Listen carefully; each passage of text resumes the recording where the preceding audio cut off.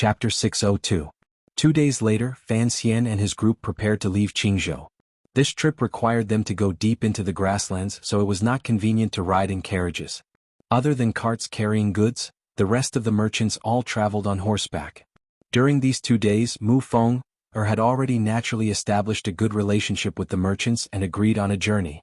Early that morning, when large numbers of merchant groups began to leave the city, the Qingzhou riders who had once again left the city to hunt rabbits just happened to be returning to the city. The two groups brushed past each other. The riders did not look directly at these merchants. Although their superiors would sometimes send these riders to escort these merchants, most of the time, the two sides rarely interacted. Without the Qing army escorting them, perhaps these merchants would be safer. Yi Ling with a tired expression, sat on her horse. A few strands of black hair leaked out of her helmet and mixed with her sweat. It was sticky. She used her finger to play with it. Her gaze unconsciously flickered to the merchant group outside the city gate. It was just a glance, but it was like she was attracted by a magnet. Yi Ling furrowed her brows and looked suspiciously at a young merchant standing next to a horse in the caravan. The merchant wore a cotton robe. It was ordinary and did not appear to be eye-catching, but Yi Ling felt that it was a little strange. From this angle she could only see the young merchant's back. It was this back that allowed Yi Ling to discover his true identity. Her expression suddenly changed. A complicated emotion flashed through her eyes. It was Fan Xian. How could Yi Ling so easily discover Fan Xian's figure? Because Fan Xian was her teacher, he had once taught her little tricks for a year. Yi Ling had also taught him the Yi family's coffin breaker without holding anything back. Their palms crossed and their bodies fought. They were familiar with each other's movements, habits, and body characteristics to a terrifying degree. Yi Ling stared in a daze at the figure's back. Biting her lip, she suppressed her emotions. She did not ride forward. Instead, she cracked her whip, called out to her teacher, and cried loudly. She knew that since Fan Xian had come to Qingzhou in disguise and had not come to see her, then it was certainly not a private matter.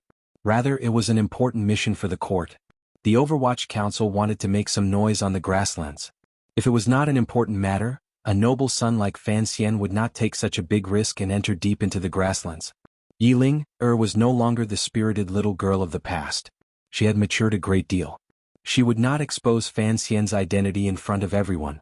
She only glanced deeply at his back and then silently led her horse toward the manor.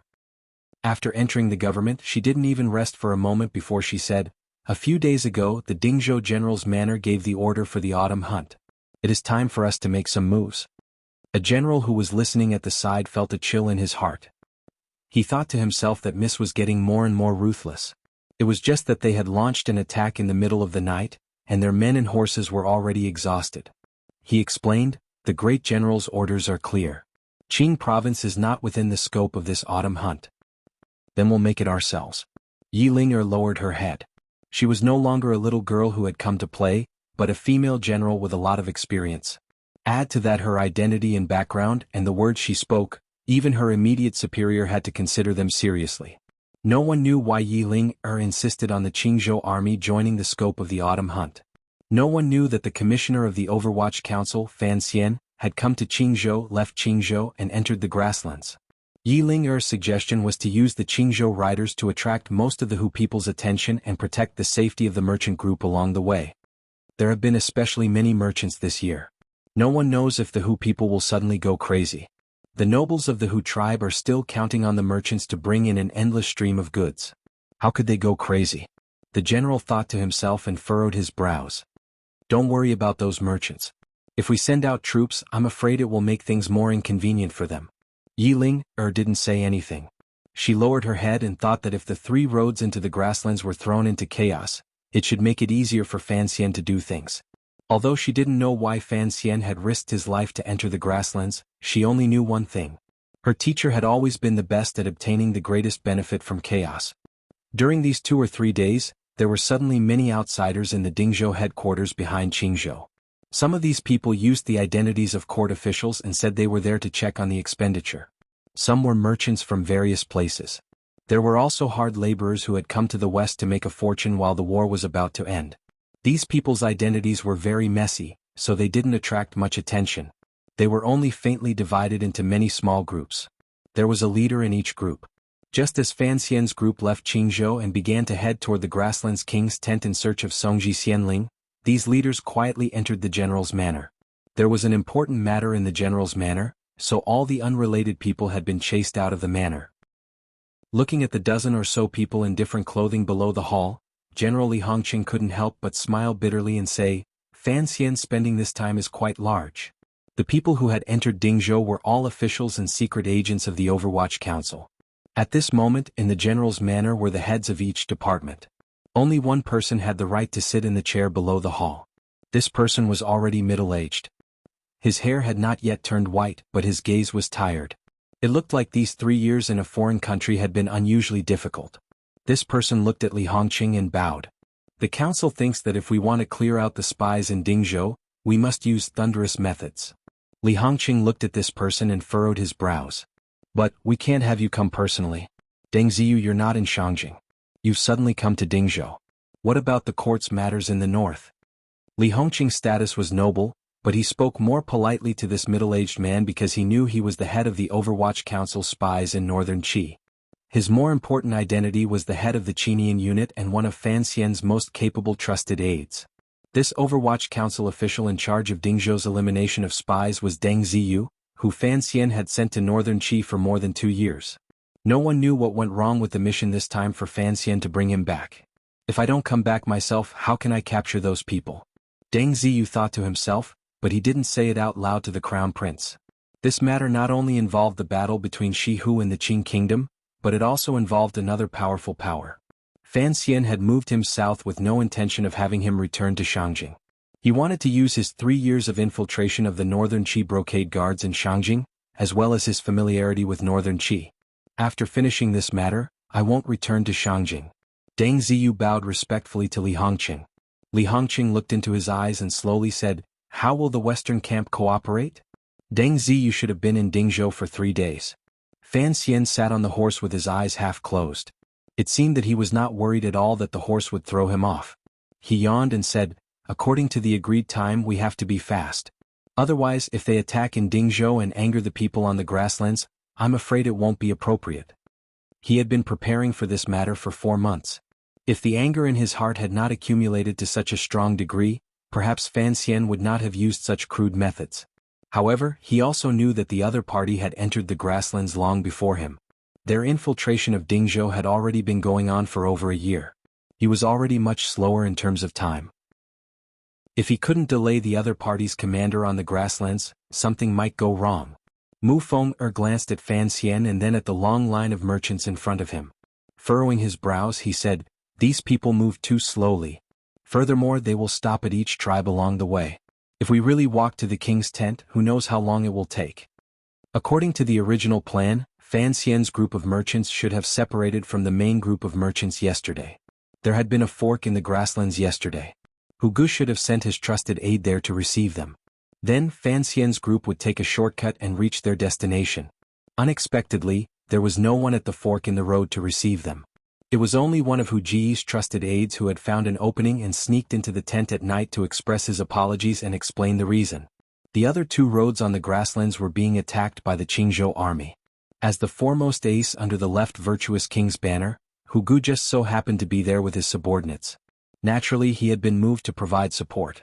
It was impossible for him to leave the majority of the group to receive the Qin Kingdom's Overwatch Council. Fan Xian didn't know this was Yi Ling-er's intention. He had not thought that his female disciple wanted to share his burden and instead brought him even more trouble. Since that person still hasn't shown himself, even if we get to the king's tent, we won't see him. Mu Feng looked at Fan Xian and reminded him. The other party won't make such a mistake. He knows it is a merchant group from the Qin Kingdom. He won't show himself in front of us. The horses slowly moved forward. Their hooves stepped on the autumn grass. Dingzhou is ready, Mu Feng reminded again. Mu Feng reminded again. In his opinion, even if there were so-called aces in the Hu King's tent, as long as they caught all the spies in Dingzhou, the other party would not be able to raise too many waves. Why take the risk? Fan Xian's thumb gently moved on the reins. A moment later he said, I have to know who that person is. This is a very important point. If the other party is who I think they are, then I have to change my tactics. Just catching everyone in Dingzhou in one fell swoop will not have a fundamental effect. He had never heard of the name Songji Xianling, nor did he know what this name meant in the Hu language. But almost subconsciously he thought that the person with this name was a woman. This was an unreasonable inference. It was somewhat mysterious and did not make sense. Fan Xian believed more and more in his deduction and became more and more angry. In the distance there were a few white birds flying quickly on the knee-high grasslands. Fan Xian raised his eyes and looked. He could faintly see that behind the grasslands in the distance was a vast desert. What was further away from the desert? To the east of the desert is the North Sea. Mu Feng'er looked at his slightly furrowed brows and knew what he was thinking. In a quiet voice he said, "Beyond the vast North Sea is northern Qi. I've been to the North Sea." Fan Xian looked in that direction as if he wanted to see the reeds in the North Sea. Faintly he said, "This desert stretches for thousands of li. It is said that no one can pass through it alive. Although the North Sea is beautiful, it is boundless. If one wishes to cross it, it is extremely difficult. I've been thinking about this problem. How exactly should one go from northern Qi to Shihu? First head south into the border of the country. Then, from northwest of Jingdou, head straight for Dingzhou and then Qingzhou into the grasslands. That is where we are now." Mu Feng'er had clearly put in a lot of effort in Jingdou. It will take a long time, but it is convenient. Compared to forcefully crossing the North Sea and passing through the desert, it is more feasible.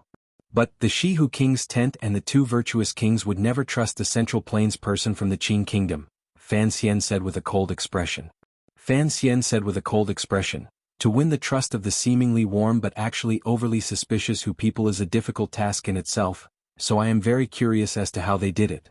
In the next dozen days the merchant group advanced deeper into the grasslands. Everywhere was a scene of autumn grass. Occasionally they saw nomadic herders grazing hundreds of cows and sheep. They were like white clouds floating above the gently rising and falling meadows. It was beautiful and peaceful. This place was no longer the place where the Shihu and Qing armies fought, so it gradually gave off the feeling of a paradise beyond the Great Wall.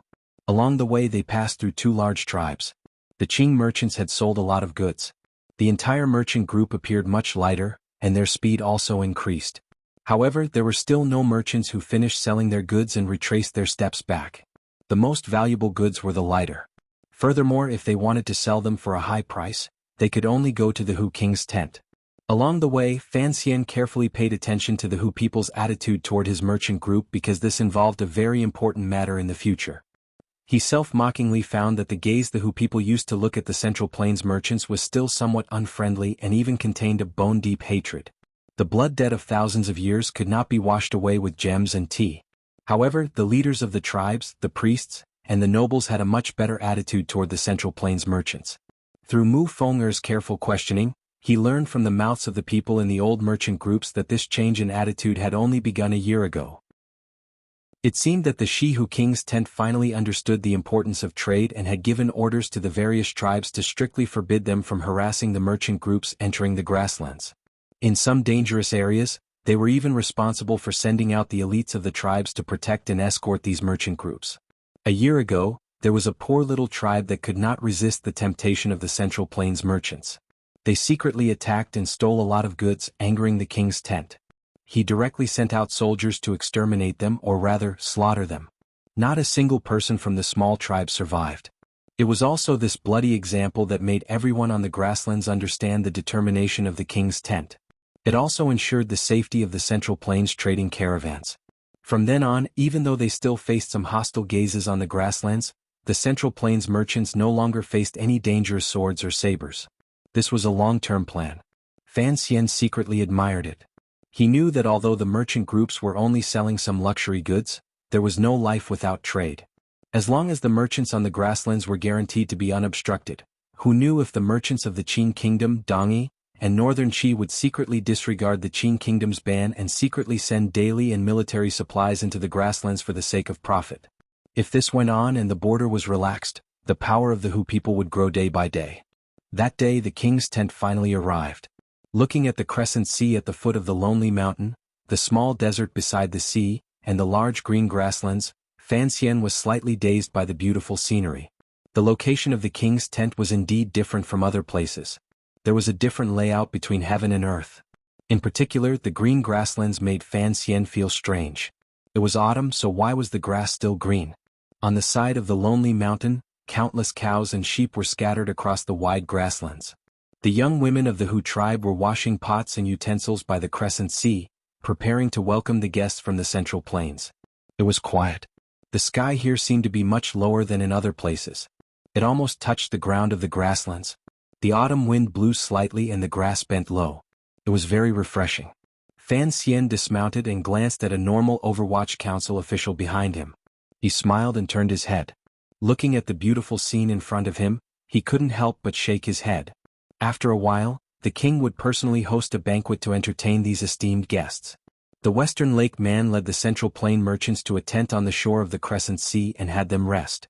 After a while, the king would personally host a banquet to entertain these honored guests. This group of merchants was probably the largest group of merchants this autumn, so the king's tent was very attentive in entertaining them. However, Fan Xian still felt it was strange. The Western Hu people's attitude seemed to be overly good. Did that Songji Xianling really have such a deep influence on the king's tent? After eating some food, Fan Xian rubbed his stomach and walked out of the tent. Walking to the meadow by the Crescent Sea, he narrowed his eyes and looked at the surrounding scenery. His current identity was that of a merchant. Other than not being able to spy on the king's tent, the Western Hu did not forbid these Central Plains merchants from wandering around. No one on the grasslands knew him, so there was no need to worry about his safety. His mood also lightened. The sky is vast, the wilderness is boundless. He only had time to say these words before he was interrupted by a cry of praise from beside him.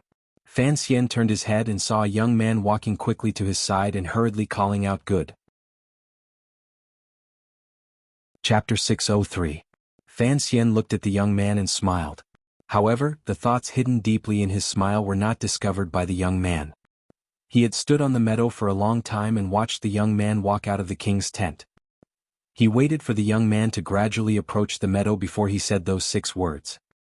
He wanted to give the young man a chance to strike up a conversation because he knew that the young man who had walked out of the king's tent would want to speak with the merchants of the Central Plains. Striking up a conversation was one of Fan Xian's best skills. Back in the day, the northern Qi Saint girl Haitang had also lost to his skill of the tongue, much less this young man. Of course. The young man chuckled. Although it was only 6 words, the aura of the grasslands was immediately forced out by them. This was an excuse. It was an excuse that the young man, who had been lonely on the grasslands for a long time and urgently needed to chat with someone from the Central Plains to relieve his homesickness, had found.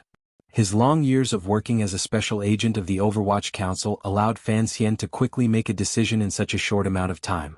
The young man's appearance was clearly not that of a Hu person, but he had walked out of the king's tent. He must have some connection to the person he was searching for, which was why he had acted. Someone from the Central Plains? Fan Xian looked at him suspiciously and asked, "I didn't see you in the merchant group.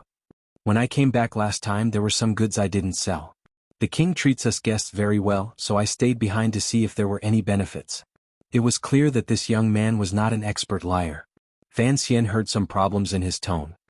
"This is my first time here." Fan Xian chuckled and pointed at the Crescent Sea and grasslands in front of him. "I didn't expect the scenery on the grasslands to be so enchanting. If you look at it for a long time, you'll get tired of it," the young man said with a pained smile. "I just got here today and haven't gotten tired of it yet." "How long have you been here?" Fan Xian asked curiously. "Everyone says that the Hu people are barbaric. Aren't you afraid that they'll suddenly go crazy?" After his disguise, Fan Xian had a handsome and sincere face. Additionally, his relaxed tone and sincere attitude made it easy for him to gain the trust of others. His conversation with the young man continued very naturally. This young man's surname was Wei Wuqing, which was probably a fake name. According to him, he was also one of the businessmen who came to the prairie, but he was forced to stay in the prairie. He had been here for more than 3 months. However, Fan Xian already had a plan in his heart. He would not believe these excuses. If they were merchants, how could they so easily enter and exit the king's tent? To deal with the homesick young man with sincerity, he easily got some information out of him by using the treachery in his sincerity. The young man's attire and the worn Hu leather boots revealed that he had spent a long time on the steppe. Through these conversations, Fan Xian obtained a lot of useful information. For example, there should be more than one young person from the Central Plain who had stayed in the Crescent Sea King's tent. There were at least 10 people who had stayed for a long time. There were also some slight changes in the king's tent these 2 years. In the end, this is the territory of the Hu. After clearing out the goods, Brother Wei, you should return to the Central Plains. Fan Xian sincerely invited, If you come with us, your safety will be guaranteed. Wei Wuqing paused and didn't know how to respond. Looking at the young merchant's sincere expression, he felt a bit of guilt in his heart. He didn't understand why he had talked for so long with this seemingly normal young merchant. He could feel that this conversation was very comfortable. The other party was a person worthy of trust. If Wei Wuqing's deduction got out, the entire world would probably laugh their heads off. Was the Qin Kingdom's Fan Xian someone who could be trusted? All right, I'll go ask the elders in the tribe, Wei Wuqing replied with a forced smile. Fan Xian was not stupid enough to directly point this out. He rose from the meadow and patted his bottom. Brother Wei, see you tonight. At night, the Western Hu King's tent held a banquet to entertain the merchants from the Central Plain. If Wei Wuqing was truly a merchant, then they would certainly meet at the banquet. Wei Wuqing hesitated for a moment and then explained, "The banquet tonight is to entertain you. We probably won't come." Wei Wuqing doesn't have an accent, but he is certainly not a merchant. Fan Xian drank a mouthful of goat milk wine and furrowed his brows uncomfortably. He said to Mu Feng beside him, "Furthermore, he has been on the grasslands for at least a year. There are at least a dozen people with him who can enter and leave the king's tent at will." Mu Feng glanced at him and asked in a low voice, "Is it the person we're looking for?" "It should be." Fan Xian seemed to have not expected his luck to be this good. He immediately shook his head. Wei Wuqing is not a professional spy. Otherwise he wouldn't have made such a big mistake. I'm thinking, what exactly do these Central Plain people want to do by staying in Western Hu territory? Fan Xian put down his bowl and looked at Mu Feng. Most importantly, the person called Songji Xianling has yet to appear. Regardless of how Wei Wuqing and his group can help Western Hu, the reason the Western Hu king trusts them so much must be because of Songji Xianling. As you wish, I went to ask around, but I didn't directly say the name in fear of drawing attention, Mu Feng reported. However, during these 2 years, the chief of Western Hu has not taken a concubine. Other than his first wife, he hasn't even had a woman. Fan Xian paused for a moment. From the beginning he had thought that Songji Xianling was a woman. That was why Mu Feng had investigated from this angle. Hearing Mu Feng's report, Fan Xian couldn't help but laugh at himself. If it really was her, how could she have become the chief's favored concubine? There's another problem, Mu Feng said seriously. I feel that Wei Wuqing's appearance was too coincidental, so coincidental that it cannot be explained. His words cannot be completely trusted. What if it is a trap or a misdirection? My target has never been the Central Plain people in the king's tent, Fan Xian said seriously. Wei Wuqing's appearance may seem coincidental to you, but I don't think it's coincidental at all. He shook his head and said, the grasslands and Central Plain are two completely different worlds. If you don't stay here for a year, you will not be able to understand those people's longing for home. Wei Wuqing is still a young man. It is difficult to suppress his homesickness. Seeing us merchants from the Central Plain, he wanted to come and talk and hear what interesting things have happened in his homeland. Could homesickness really make people so uncomfortable? Mu Feng furrowed his brows. After he had been transferred from the first bureau to the Qinian unit, he had also been sent out on missions. He didn't think it would be that bad. Seeming to guess what Mu Feng was thinking, Fan Xian said, there will always be a day when the missions are finished. However, those people from the Central Plain or Northern Qi who enter and leave the king's tent, they may never be able to return to their homeland. After saying this, he sank into silence. The reason he understood Wei Wuqing's thoughts so clearly was because Fan Xian understood how much emotion a wanderer who found it difficult to return to his homeland and was stranded in a foreign land would have. It was just like him. After leaving that world filled with the smell of medicine, he could never return. Although he had never thought about it, it was still difficult to suppress his longing. Even if Wei Wuqing is homesick and wants to talk to the merchants of the Central Plain, are the people in the king's tent not afraid that he will spill the beans? He is using the identity of a merchant. We are unable to go deep into the king's tent to see the proceedings of the Western Hu nobles. No one can prove anything. It was clear that Mu Feng was still worried about Wei Wuqing and the commissioner's coincidental meeting. He furrowed his brows tightly and said, I just find it strange. Since it is a casual chat, why didn't he go find the Xiong family merchants or me? Why did he come find you? Fan Xian was silent for a moment.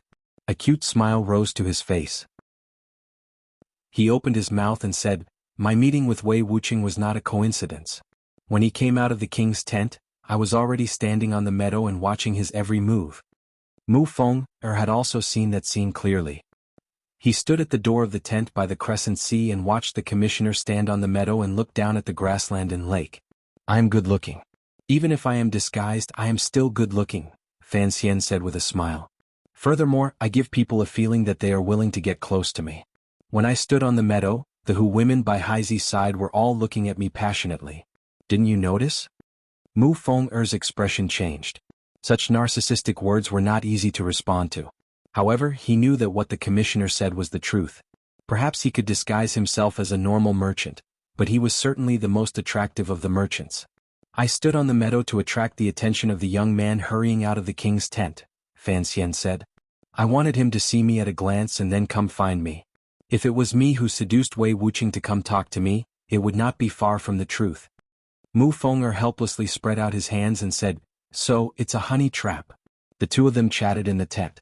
In reality, they were waiting for the sun to shine down on the crescent sea and the arrival of the king's banquet.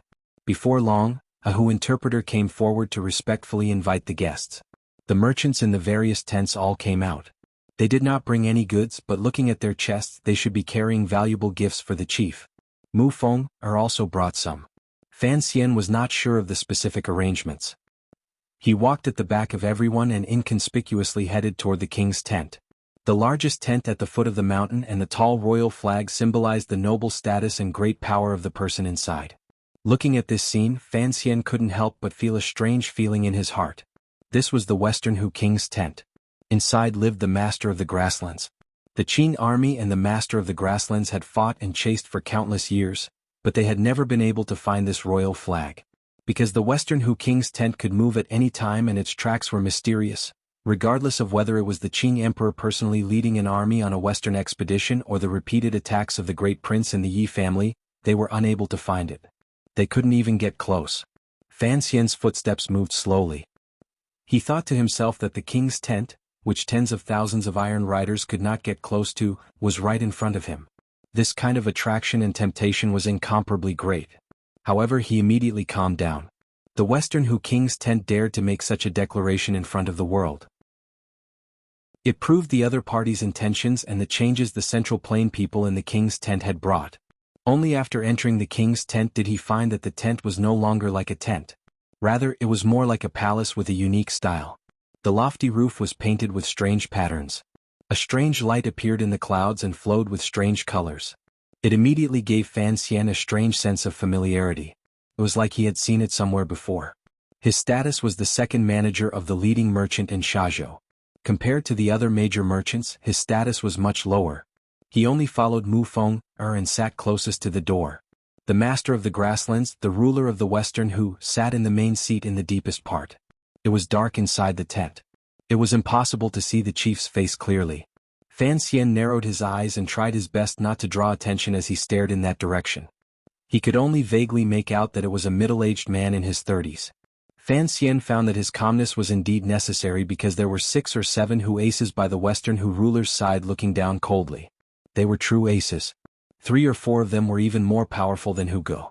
Fan Xian lowered his head and quietly estimated that even if he performed to the best of his abilities, he could at most deal with 4 people. Furthermore, the king of the grasslands, whose face was hidden in the darkness, sat steadily and with the power of a wolf and tiger. It was impossible to tell how powerful he was. To want to capture the Tiger King in the tiger's den was not bravery. It was stupidity. Furthermore, Fan Xian did not have the awareness of being a suicide squad of the Qing army's iron riders. Thus, he lowered his head and nibbled on the leg of lamb. He was silent and listened. It was a pity that there was not much information to remember at the banquet. The mutton was not bad, and the Hu tribe servant girls who poured the wine were filled with a healthy beauty. However, the praises of the merchants and the passionate toasts of the great lords on the left and right were truly annoying to listen to. The king of the grasslands was not as rough as Fan Xian had imagined. After more than 2 hours of banquet, the chief had only said 3 sentences. It was these 3 sentences that made Fan Xian feel a glimmer of coldness. Although his tone was polite, there was a sense of intimidation seeping through it. In the detailed intelligence reports of the Overwatch Council, there were not many records of the chief. For one, the king's tent had always been secretive. For another, due to the continuous attacks of the powerful Qing kingdom and the successive defeats of the Western Hu, the chief's control and influence of the court was far from what it used to be. The reputation of the left and right virtuous kings had gradually grown. When the father of the current chief died, there were even rumors of choosing one of the two virtuous kings to succeed him. Although the chief had inherited the court with great difficulty, the entire grasslands faintly regarded the two virtuous kings as the most powerful. The Qing kingdom's intelligence work had long turned toward the two virtuous kings' tents. They had somewhat overlooked the chief.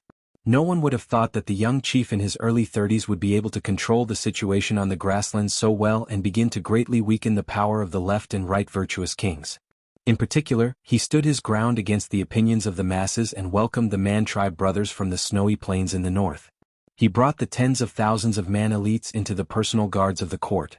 His power immediately increased explosively. Furthermore, there were so many people from the central plain in the chief's tent. What exactly did he want to do? As Fan Xian drank, he wondered about the chief's thoughts in the darkness. The chief seemed to sense something strange. Furrowing his brows, he raised his head. His eyes revealed a hawk-like gaze as he swept his gaze across the banquet. He didn't discover anything. When his gaze landed on the door, Fan Xian was drunkenly peeking at the bulging chest of the Western Hu girl beside him. With a glimmer of caution and reluctance, he played the role of a merchant's attendant very well. It was still the same old saying. The Qing Emperor and Fan Xian were the two most powerful actors in the world. After the large banquet, countless merchants had been forced to drink by the Hu people. The oil lamps hung high in the tents, giving off wisps of black smoke. The chief and the left and right Gai kings had all gone to rest. Only the two masters and the good men of the Hu tribe remained, relentlessly grabbing the central plain merchants and forcing them to drink. Fan Xian and Mu Feng had long passed out from being drunk. They were carried back to their tents. It was a pity and rejoicing that the Western Hu people's actions were not as preposterous and shameless as the Central Plain people slandered them. At least, in the tents of these Central Plain merchants, there were no seductive Hu women as beautiful as wildflowers. After the lamp went out, Mu Feng sat up with great difficulty. Turning his head, he saw Fan Xian's bright eyes. The gaze was like a wolf's. Involuntarily his heart froze. In the common house in Qingzhou, Mu Feng had also seen this kind of gaze. It was completely unlike the usual gentleness and coldness of an adult. He didn't know if it was the knife-like autumn wind on the grasslands that made some ruthlessness in Fan Xian's heart resurface. Fan Xian handed over a hangover pill and didn't say anything else. He walked out of the tent. Taking advantage of the cover of the night, he passed through the Hu people's camp and came to the foot of the lonely mountain behind the Crescent Sea. He tied up his clothes and climbed up the mountain. Just as he was about to climb to the top, he found a protruding rock. Sitting on the side of the rock, he took out a small tube from his clothes. Very seriously he fiddled with it a few times. He then stretched out the small tube and brought it to his right eye. It was the newest telescope produced by the palace treasury. Fan Xian had personally designed it and was the first to use it. Chapter 604. I'm sick. The stomach ache is hard to stop.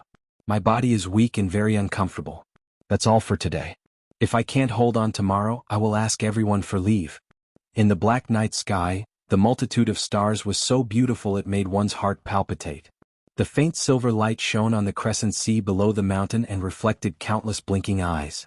The grass by the lakeside was soft and the wind was light. It seemed to be talking quietly to people in their dreams. Countless tents spread out from all around the Crescent Sea toward the depths of the grasslands. Faintly, the lights of the lanterns reflected the stars in the sky. Most of the herdsmen's tents were dark and quiet, bathing in the starlight. Fan Xian's hand holding the cylinder froze slightly. He watched motionlessly at the movement near the king's tent by the Crescent Sea. It was not until a long time later that he put down the cylinder. Lowering his head and pulling in his knees, he sank deep into thought. The chief of Western Hu walked into the small tent and did not come out for a long time. There should be aces of the Hu tribe guarding in the darkness all around. However, the entire defense system was much looser than usual. Probably the chief did not want the aces of the court to be too close to the tent. Who lived in that small tent? Fan Xian pressed his dry lips together. His mood was slightly gloomy. Perhaps this discovery was a bit strange, even stranger than Wei Wuqing's coincidental encounter, but Fan Xian did not suspect anything. The Hu people would never imagine that someone could watch everything on the shore of the Crescent Sea from a high and distant mountain. This was not something humans could do. Science and technology were the first productive forces. Fan Xian's fingers gently rubbed the cylinder telescope and he licked his lips. He did not leave. Instead, he waited quietly until the chief walked out of the tent. the 30-year-old chief of Western who wore a thin cloak. He did not have his knife by his side. After he walked out of the tent, he turned his head and bowed slightly. Looking at his expression, it seemed he did not want to leave. A cold and mocking smile appeared at the corner of Fan Xian's lips. After a few days, the large merchant companies in the Central Plain began to haggle with the high officials and nobles of the Western who court about the goods they were bringing. In order to wait for the people rushing over from the two virtuous kings' tents, the time was delayed by 2 more days. The reason why the royal court was showing goodwill to these merchants was naturally to solve the problem of importing resources in the future. However, the autumn sale this time was also a luxury goods trade fair with a large amount of money. The nobles of Xi who had the richest resources on the grasslands. No one knew how much gold and gemstones they had. They didn't even blink when they used them to buy the luxuries of the Central Plain. But even so, it took the merchants from the Central Plains 4 to 5 days to sell all their stock. During these 4 or 5 days, Mu Feng represented the foremost merchant group in Shazhou and was also getting close to the Hu people and earning a little money. After Fan Xian performed his duties simply, he began to walk around the Crescent Sea. Perhaps it was to say that he was looking, or perhaps he was being looked at. It had to be said that given his true identity, such an action in the heart of the Western Hu court was an arrogant and even stupid action. His eyebrows had been pulled closer, and the tip of his eyebrows had been glued up a little. His skin color had changed slightly, but his handsome face remained the same. Thus, when he walked on the meadows and sand dunes near the Crescent Sea, he was always met with countless burning gazes. Although the women of the Hu tribe were not as open as the Central Plain people slandered them, their attitude toward relationships and beautiful men was much more passionate. If Fan Xian could show off the muscles hidden under his clothes, he believed that this kind of passion would be like a fire in autumn and directly swallow him up. However, he didn't want to develop a relationship with the Hu tribe that could never have an ending. He walked around the Crescent Sea and only chatted with Wei Wuqing. Of course, no one knew whether or not he had hidden the thought of attracting another person's attention in his subconscious. The conversation with Wei Wuqing went well. This young man from northern Qi had probably been on the grasslands for a long time. It was rare for him to meet someone as good to talk to as Fan Xian. Occasionally he would come to talk to him. From their conversation over the past few days, Fan Xian gradually understood some things. However, in the last 2 days perhaps Wei Wuqing had received some kind of warning, he was more careful with his words. At the same time, Fan Xian found that there were a few more pairs of attentive gazes around him. Fortunately, it did not cause too many problems. The main thoughts of the nobles in the king's tent were still on the merchants and the power they represented. Fan Xian, the pretty boy in the eyes of the Hu people, did not attract much attention. Every night, he would climb the precipitous and lonely mountain on time. Holding a pair of binoculars, he spied on everything by the Crescent Sea. Late at night, the chief did not leave his king's tent every night to go to the small tent. But the frequency was unusually high. Fan Xian had long investigated. The small tents behind the king's tent were where normal Hu tribe servant girls lived. It was not very strange. What was strange was why the chief wanted to go there. What was strange was that Fan Xian and Mu Feng found that it was very difficult to get close to the small tents. There were many people protecting the small tents in secret, cutting it off from the world by the Crescent Sea. After waiting for 4 consecutive nights, Fan Xian became more and more confident in his deductions. However, he couldn't help but think mockingly that the master of the grasslands seemed to be acting a bit too respectful. Chili Chuan. Under the Yin Mountain. The sky was like a dome. It covered the fields. The sky was vast. The fields were boundless. The wind blew the grass to reveal cattle and sheep. Does anyone know where Chili Chuan is? Does the Yin Mountain refer to the mountain behind Haizi? Many of the tents near the court had been withdrawn. The area around the Crescent Sea became empty and quiet. The herdsmen who lived in search of water and grass had their own places to go. Without the goods brought by the merchants from the Central Plains, the leaders of the various tribes led their people back home. To them, the attraction of the royal court was still far less than the goods of the Central Plains. In a quiet tent, Wei Wuqing, who had been a member of the Western Hu court's palace treasury for a year, held a piece of paper in his hand and asked a companion beside him. These people had already been on the grasslands for a year.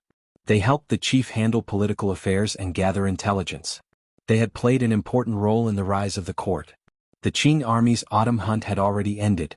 The grasslands were preparing to welcome the arrival of winter. There were no major battles to prepare, so Wei Wuqing began to fall back on his old habits. Do you think you're still in Shangjing? Do you think you can still participate in the imperial examinations? One of his companions was clearly not in a good mood. He mockingly said, "When you have nothing to do all day, you just hold poems and songs and read them. Do you even know where you are?" Wei Wuching was not angry. He chuckled and said, "This poem was given to me by a friend.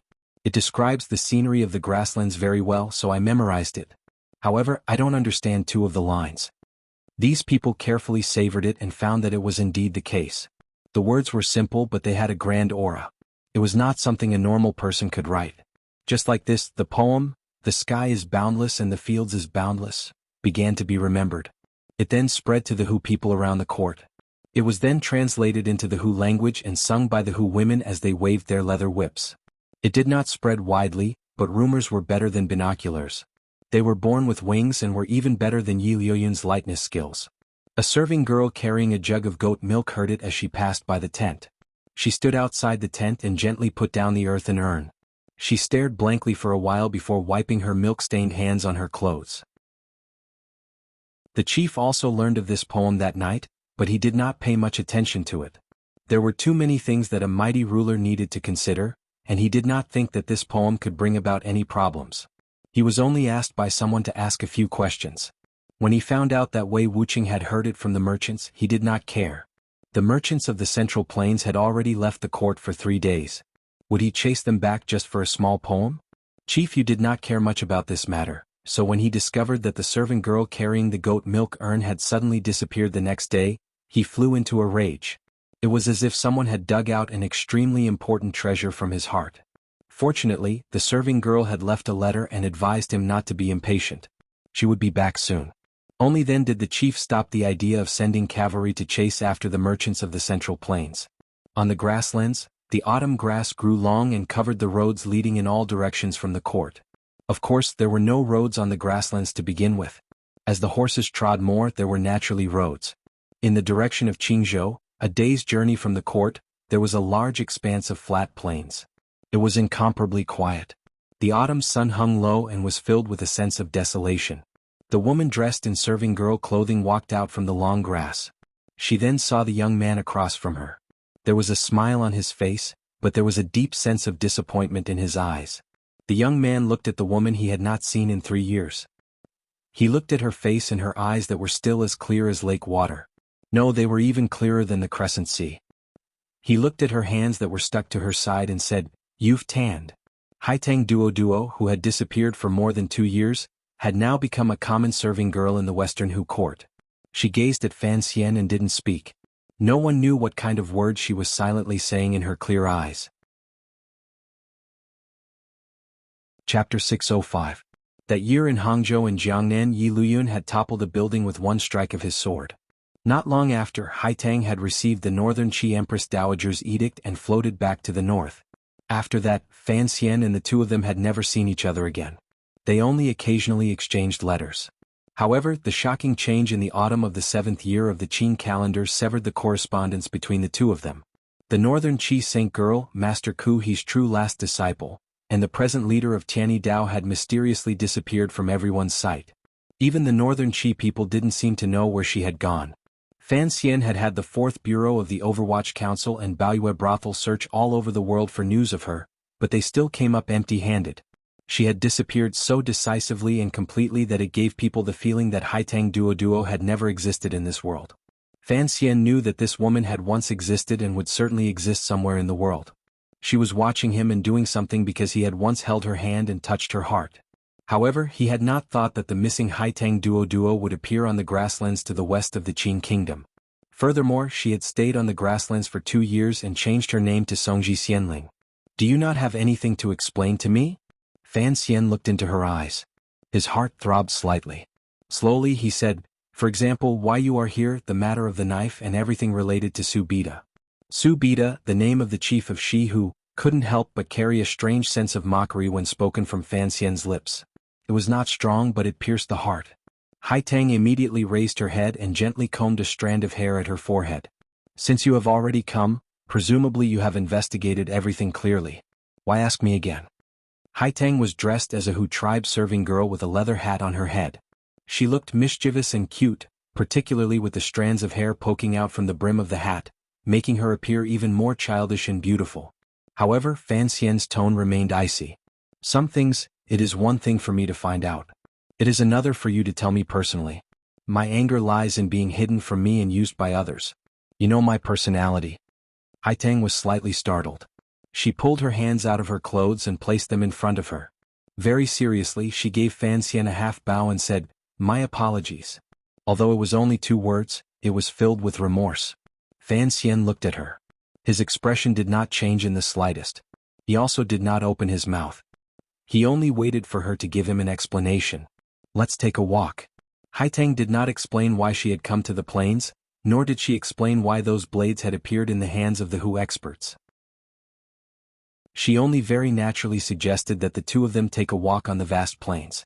Fan Xian was silent for a moment and then said, "All right."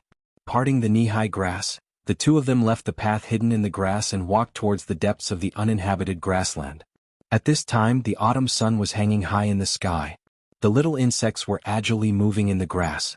It was quiet all around, but there was a greenish-yellow color in front of them, blankly looking towards the end of the sky.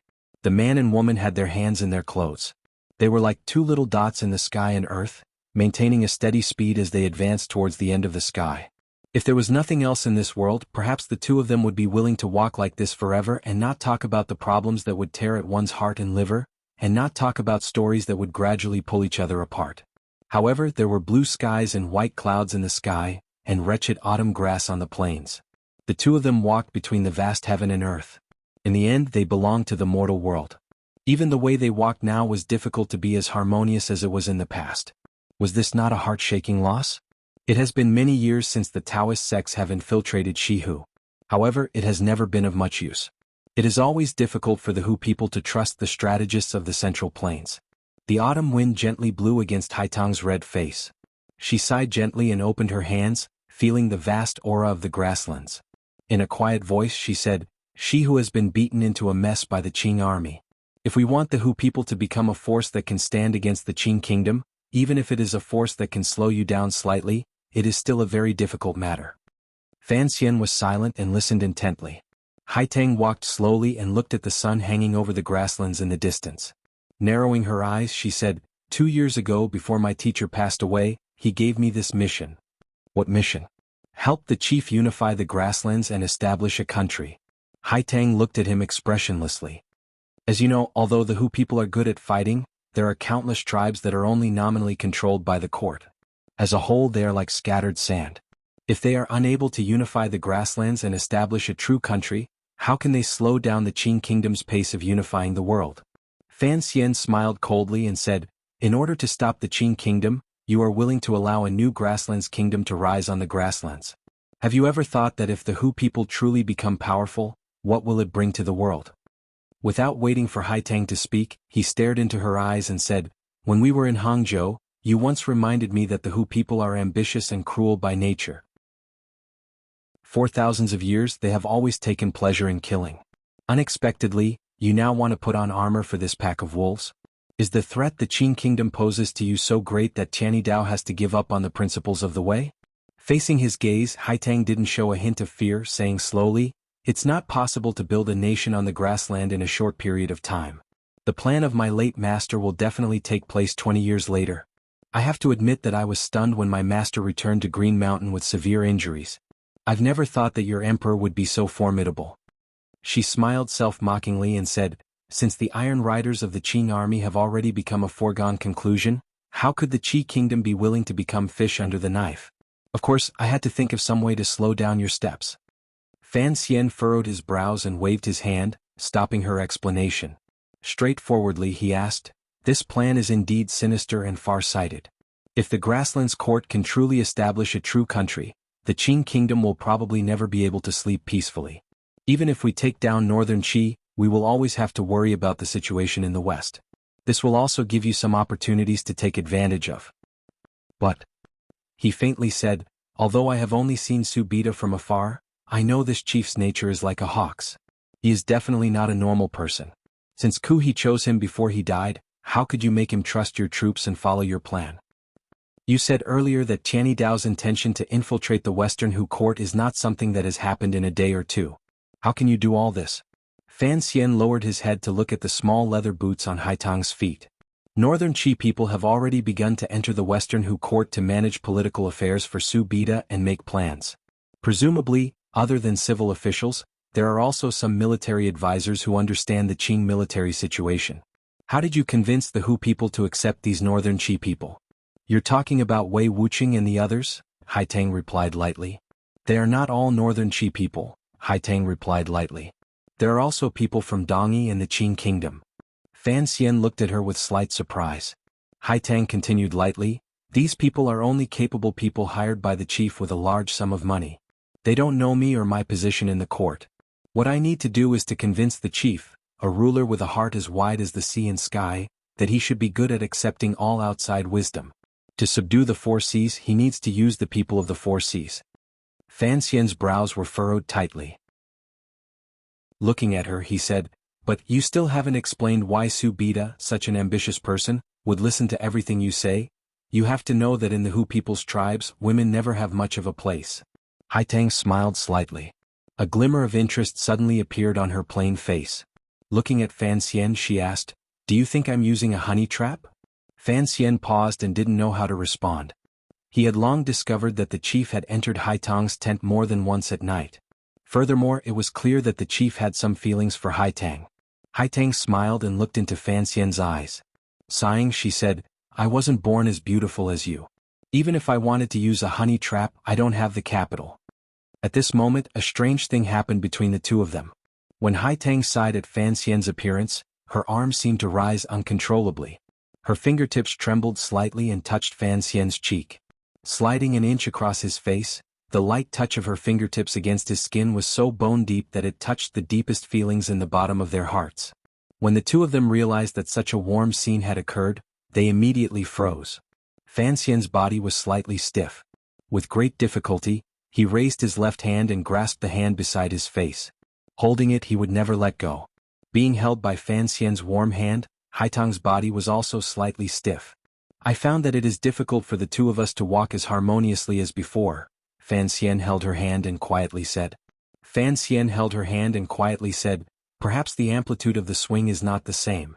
If we hold hands would it be better? But the steps are still not the same. Haitang had a serene and peaceful smile on her face, but her words carried boundless regret and disappointment. I have to try. Fan Xian didn't care what she was thinking. Holding her hand, he continued to walk deeper into the grasslands. There were only the two of them in the world. At least, in this moment, there was no need to say such unpleasant things. Are you jealous? Haitang half leaned on Fan Xian's shoulder. Their hands were held tightly together. It was as if they were both afraid the other would suddenly let go. At this moment they were sitting on a meadow. Below the meadow was a small lake. Across the lake was the gradually setting sun. The golden rays of the setting sun drew a golden line on the surface of the water. Occasionally, a few wild ducks flew across the surface of the water, squawking strangely. This scene was very familiar. It was as if they were still in Jiangnan by the lake and it was still the same two people. Why would I be jealous? Fan Xian said with some dissatisfaction. Su Bida was able to suppress the left and right virtuous princes in a few short years. The power of the court is the most powerful on the grasslands. Although you helped, he is indeed powerful. In the end you are still jealous? Haitang said with a slight smile. Her face did not have the pride of a normal woman, nor was there a trace of uneasiness. It was as if she was only stating a fact. Without waiting for Fan Xian to speak, Haitang leaned her head on his shoulder. This woman's shoulders had shouldered too many things since she was young. Although no one knew how old she was or where she was born, her identity as the saint girl of Northern Qi and the successor of Tianyi Dao forced her to shoulder all of this. She would also have a day when she was tired. She also hoped to unload the heavy burden on her shoulders and then lean on a shoulder she could rely on. At this time, I came from the grasslands in the north. My name is Songji Xianling. I am the lost princess of the Karana tribe. Haitang gazed in a daze at the setting sun across the lake and slowly said, on the grasslands in the north, I helped many people and led the last group of tribes moving south to the grasslands of Shihu. The children of the tribes that came to the south earlier acknowledged my identity as the princess of the Karana tribe. Thus, the chief had to pay attention to me at least at the beginning to the power behind me. Karana? Fan Xian turned his head and looked at her bright forehead. Faintly he said, to go around in such a big circle, in order to not make Su Bida suspicious, Ku He has truly put in a lot of effort. Although Haitang had said it simply, Fan Xian knew that the northern man could not withstand the cold of heaven's might and were forced to move south. There were countless deaths and injuries along the way, but they still left tens of thousands of riders on the grasslands. For Haitang to be recognized as the leader by these northern tribes, she must have paid a very difficult price. The reason Chief Su Bida's court was able to sweep away the resistance on the grasslands in such a short time was largely because he had stood against the opinions of the masses and accepted his brothers from the northern grasslands. Thus, he had obtained the support of the tens of thousands of northern man riders. Looking at it now, Haitang was probably part of this support. You are the northern Chi Saint girl. Suddenly you have become the saint girl of the northern tribes. Are you not worried that your identity will be exposed? Fan Xian said quietly. I believe in your intelligence and ability. The chief will certainly not be able to do without your help, particularly after seeing some results.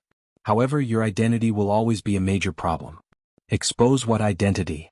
Haitang straightened her body and smiled slightly. Expose my identity as the successor of Tianyi Dao? Fan Xian thought it made sense. Even if Chief Su Bida knew Duodwa's true identity, it would not have any effect on his choice.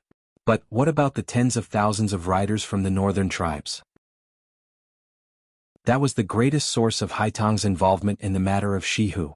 If they found out that the princess of the Karna tribe was a fake, what would happen? Logically speaking, if Haitang's identity was exposed, the northern Qi people's plot would collapse. This should be something that Fan Xian and the Qing people would be most happy to see. For some reason, Fan Xian believed that Haitang would not make such a mistake. Perhaps, the already dead Master Ku He would not have thought of this link that could easily go wrong.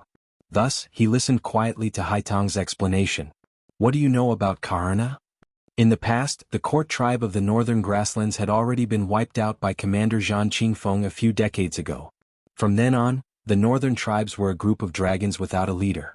Additionally, Shang Shanhu was guarding the northern gate, so they could not cause any more major trouble. Haitang looked calmly into his eyes and said, What did you like to ask me the most in the past? Fan Xian's brows were furrowed tightly. He didn't know what connection these two questions had, but it was an important matter. He thought about it seriously. A moment later, he hesitantly said, I like to ask you how old you really are. He smiled and explained, Although I don't mind older women falling in love with younger men, I was afraid that you would be 40 or 50 years old and rely on your youthful skills to deceive a pitiful person like me. An old cow eating young grass, how innocent is the young grass. A slight blush appeared on Haitang's face, but it disappeared in a flash. Shortly after, she smiled and said, I still haven't answered you because I don't know how old I am. Fan Xian was silent. He knew that Haitang was an orphan girl who had been carefully cared for by Master Ku He from a young age. I'm 19 this year. Haitang suddenly stared seriously into his eyes and said, My mother was a princess who escaped from the Karna court. Fan Xian didn't hear these words clearly. He thought to himself, 19? Then, when he gave her the aphrodisiac by the North Sea, she was only 14.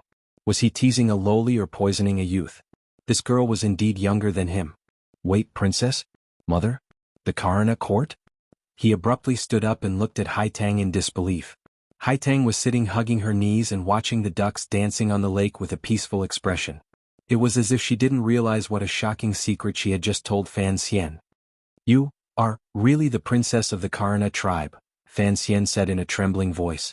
When it came to everything on the grasslands, he had calculated clearly. He had laid out all the countermeasures to the plot Ku he had left behind. Even exposing Haitang's identity at the right time was part of his plan. He had not thought that Haitang's ability to influence the chief and secretly help the grasslands court build a country was not based on a fake identity. She was a princess. Haitang hugged her knees and placed her head gently on them. Looking at the pool of water and golden light in front of her, confusion appeared in her eyes. In a quiet voice she said, You are indeed calmer than me. 2 years ago, when I heard about my past from my teacher, my reaction was much greater than yours. Chapter 606. Fan Xian looked at her and couldn't say a single word. He finally gradually understood a principle of the world. Perhaps everything was predestined and predestined. Duodwa's background appeared strange. Thinking about it closely, it was nothing more than Master Ku He's occasional thought decades ago. However, this thought had floated into the future, landed in front of him, and landed on the grasslands in front of him. There was no need to consider how Haitang was able to make the people of the northern tribes believe her identity as a princess. There was no need to consider how she had done all of this 2 years ago. Since He had thrown out this variable before his death, he had long made preparations. He had deceived his brother and left behind a bloodline of the Karuna court. How could he not have left behind some sort of keepsake or something similar? More importantly, your parents? Fan Xian asked quietly as he looked at Haitang's rarely seen dazed face. Haitang hugged her knees and didn't move. She felt this man's affection in her heart. He didn't ask about the grasslands and didn't press her. Instead, he immediately thought of the thing she cared about the most. They passed away when I was very young. The girl's face under the hat appeared somewhat lonely. Fan Xian didn't continue asking this question. As for Haitang's parents, how the last of the Karuna nobles left this world, and whether or not it was He's doing, it was no longer important. Presumably, Haitang also didn't want to connect her teacher to that kind of character. However, she must have some guesses in her heart. Teacher said these words to me before he died and let me choose for myself what I should do. Haitang looked at the ducks on the surface of the lake. Her brows gradually furrowed together. For some reason, the ducks no longer splashed in the dusk. Instead, they timidly hid in the few water plants by the side of the lake. Your choice was to listen to his suggestion and return to the tribe. Then you came to the grasslands. Fan Xian lowered his head in thought. Songji was the Karuna surname. However, this tribe had been wiped out by Commander Zhan Qingfeng decades ago, so no one in the world would think that the name Songji Xianling had anything to do with the Hu people. A glimmer of pity flashed through his eyes. Looking at Haitang, he said, "If you want to take revenge for your mother's tribe, you should take revenge on Northern Qi. Why target the Qing kingdom?" Revenge? I rarely think about things that happened decades ago. Haitang combed the strands of hair poking out from under the brim of her hat and glanced at Fan Xian. In a quiet voice she said, "Just like you, we all know that things like hatred often can't be washed clean. I just want to see how the people who share the same roots as me live. And the Hu are actually also people. They also have the right to live. Who knows how many people have died along the way during this long journey to the south? Don't tell me the women and children in the tribe don't have the right to live? As for the great Qi kingdom?" She lowered her head and laughed self-mockingly. "Although Master revealed my past, he gave me the Tianyi Dao. I am still the holy maiden of the great Qi kingdom. If I really wanted to bring disaster to the great Qi kingdom, why would I need to come to the grasslands? I just want the people in these tribes to have a stable country to live in." Haitang stared into Fan Xian's eyes. "Thus, I want to help Su Bida unify the grasslands, end the endless internal strife, and bring peace to the grasslands." Peace? Fan Xian's voice immediately became cold. "The unification and peace of the grasslands will certainly lead to an all-out war with the Qing kingdom. Is this the future you hope for? I will keep Su Bida in check." Haitang lowered her head. "Childish," Fan Xian said quietly. The taste in his words was very similar to the mockery Li Hongqing had used to berate him in Dingzhou. "The ambition of a ruler is never something you and I can keep in check. Then what do you think I should do? Should I just watch as the Qing army invades west day by day and one day take over the entire grasslands and slaughter all the people of the Hu tribe?" Haitang furrowed her brows. "Everyone has the right to live. Do you still think there is a difference in value between the lives of the Hu people and those of the Central Plain?" "Of course there is a difference. The lives of those close to me are precious." Fan Xian did not back down. "You only think about how the Hu people will survive. Have you ever thought about the soldiers and people the Qing kingdom has stationed on Shiliang Road? Traveling west, I don't know how many houses have been burned or how many women and children have been killed. If this is the peace you want, then I will destroy all of this." Fan Xian's eyes narrowed slightly as he stared at Haitang's face. "This is a hatred formed over 1,000 years. Our generation has no way of erasing it. You stand in the position of the court of the grasslands and hope the Qing kingdom will back down. I stand in the position of the Qing kingdom and hope the grasslands will continue to be chaotic." Haitang rose and raised her head slightly to look at Fan Xian. "You've already been on the grasslands for a dozen days. Presumably, you have investigated some things. Why haven't you gone back? What are you waiting for me here for?" "I want to confirm your role." Fan Xian's face was slightly pale. "Perhaps you haven't even thought about it, but you actually still see yourself as a Northern Qi citizen and have never seen yourself as the Princess of Karuna. In the name of finding a place to live for the grasslands, it is actually for the safety of Northern Qi's rear and to help Northern Qi slow down my emperor's footsteps." Without waiting for Haitang to speak, Fan Xian raised his brows and stopped her from speaking. This is a subconscious action. Speaking of this, I have to admire Master Ku He. He looked at Hai Tang with pity. You are a saint girl. You are the most outstanding figure after Ku He and Tianyi Dao. However, your entire life seems to be the same as mine. You have been controlled by a lofty figure. Every step you make is within his calculations. Regardless of whether it is actively or passively, Ku He is using you to protect his Qi dynasty. Ku He had raised Hai Tang for nearly 20 years and understood his female disciple too well. He had long calculated clearly what Hai Tang's decision would be after she learned of her past. He knew that no matter how Hai Tang chose her path, it would follow his plans and give the Qin kingdom a painful blow. Hai Tang's expression became more and more desolate. These 2 years of assisting Chief Su Bida on the grasslands had truly used up too much of her energy. Now, by the lakeside, Fan Xian had directly exposed the thoughts hidden under her leather robe.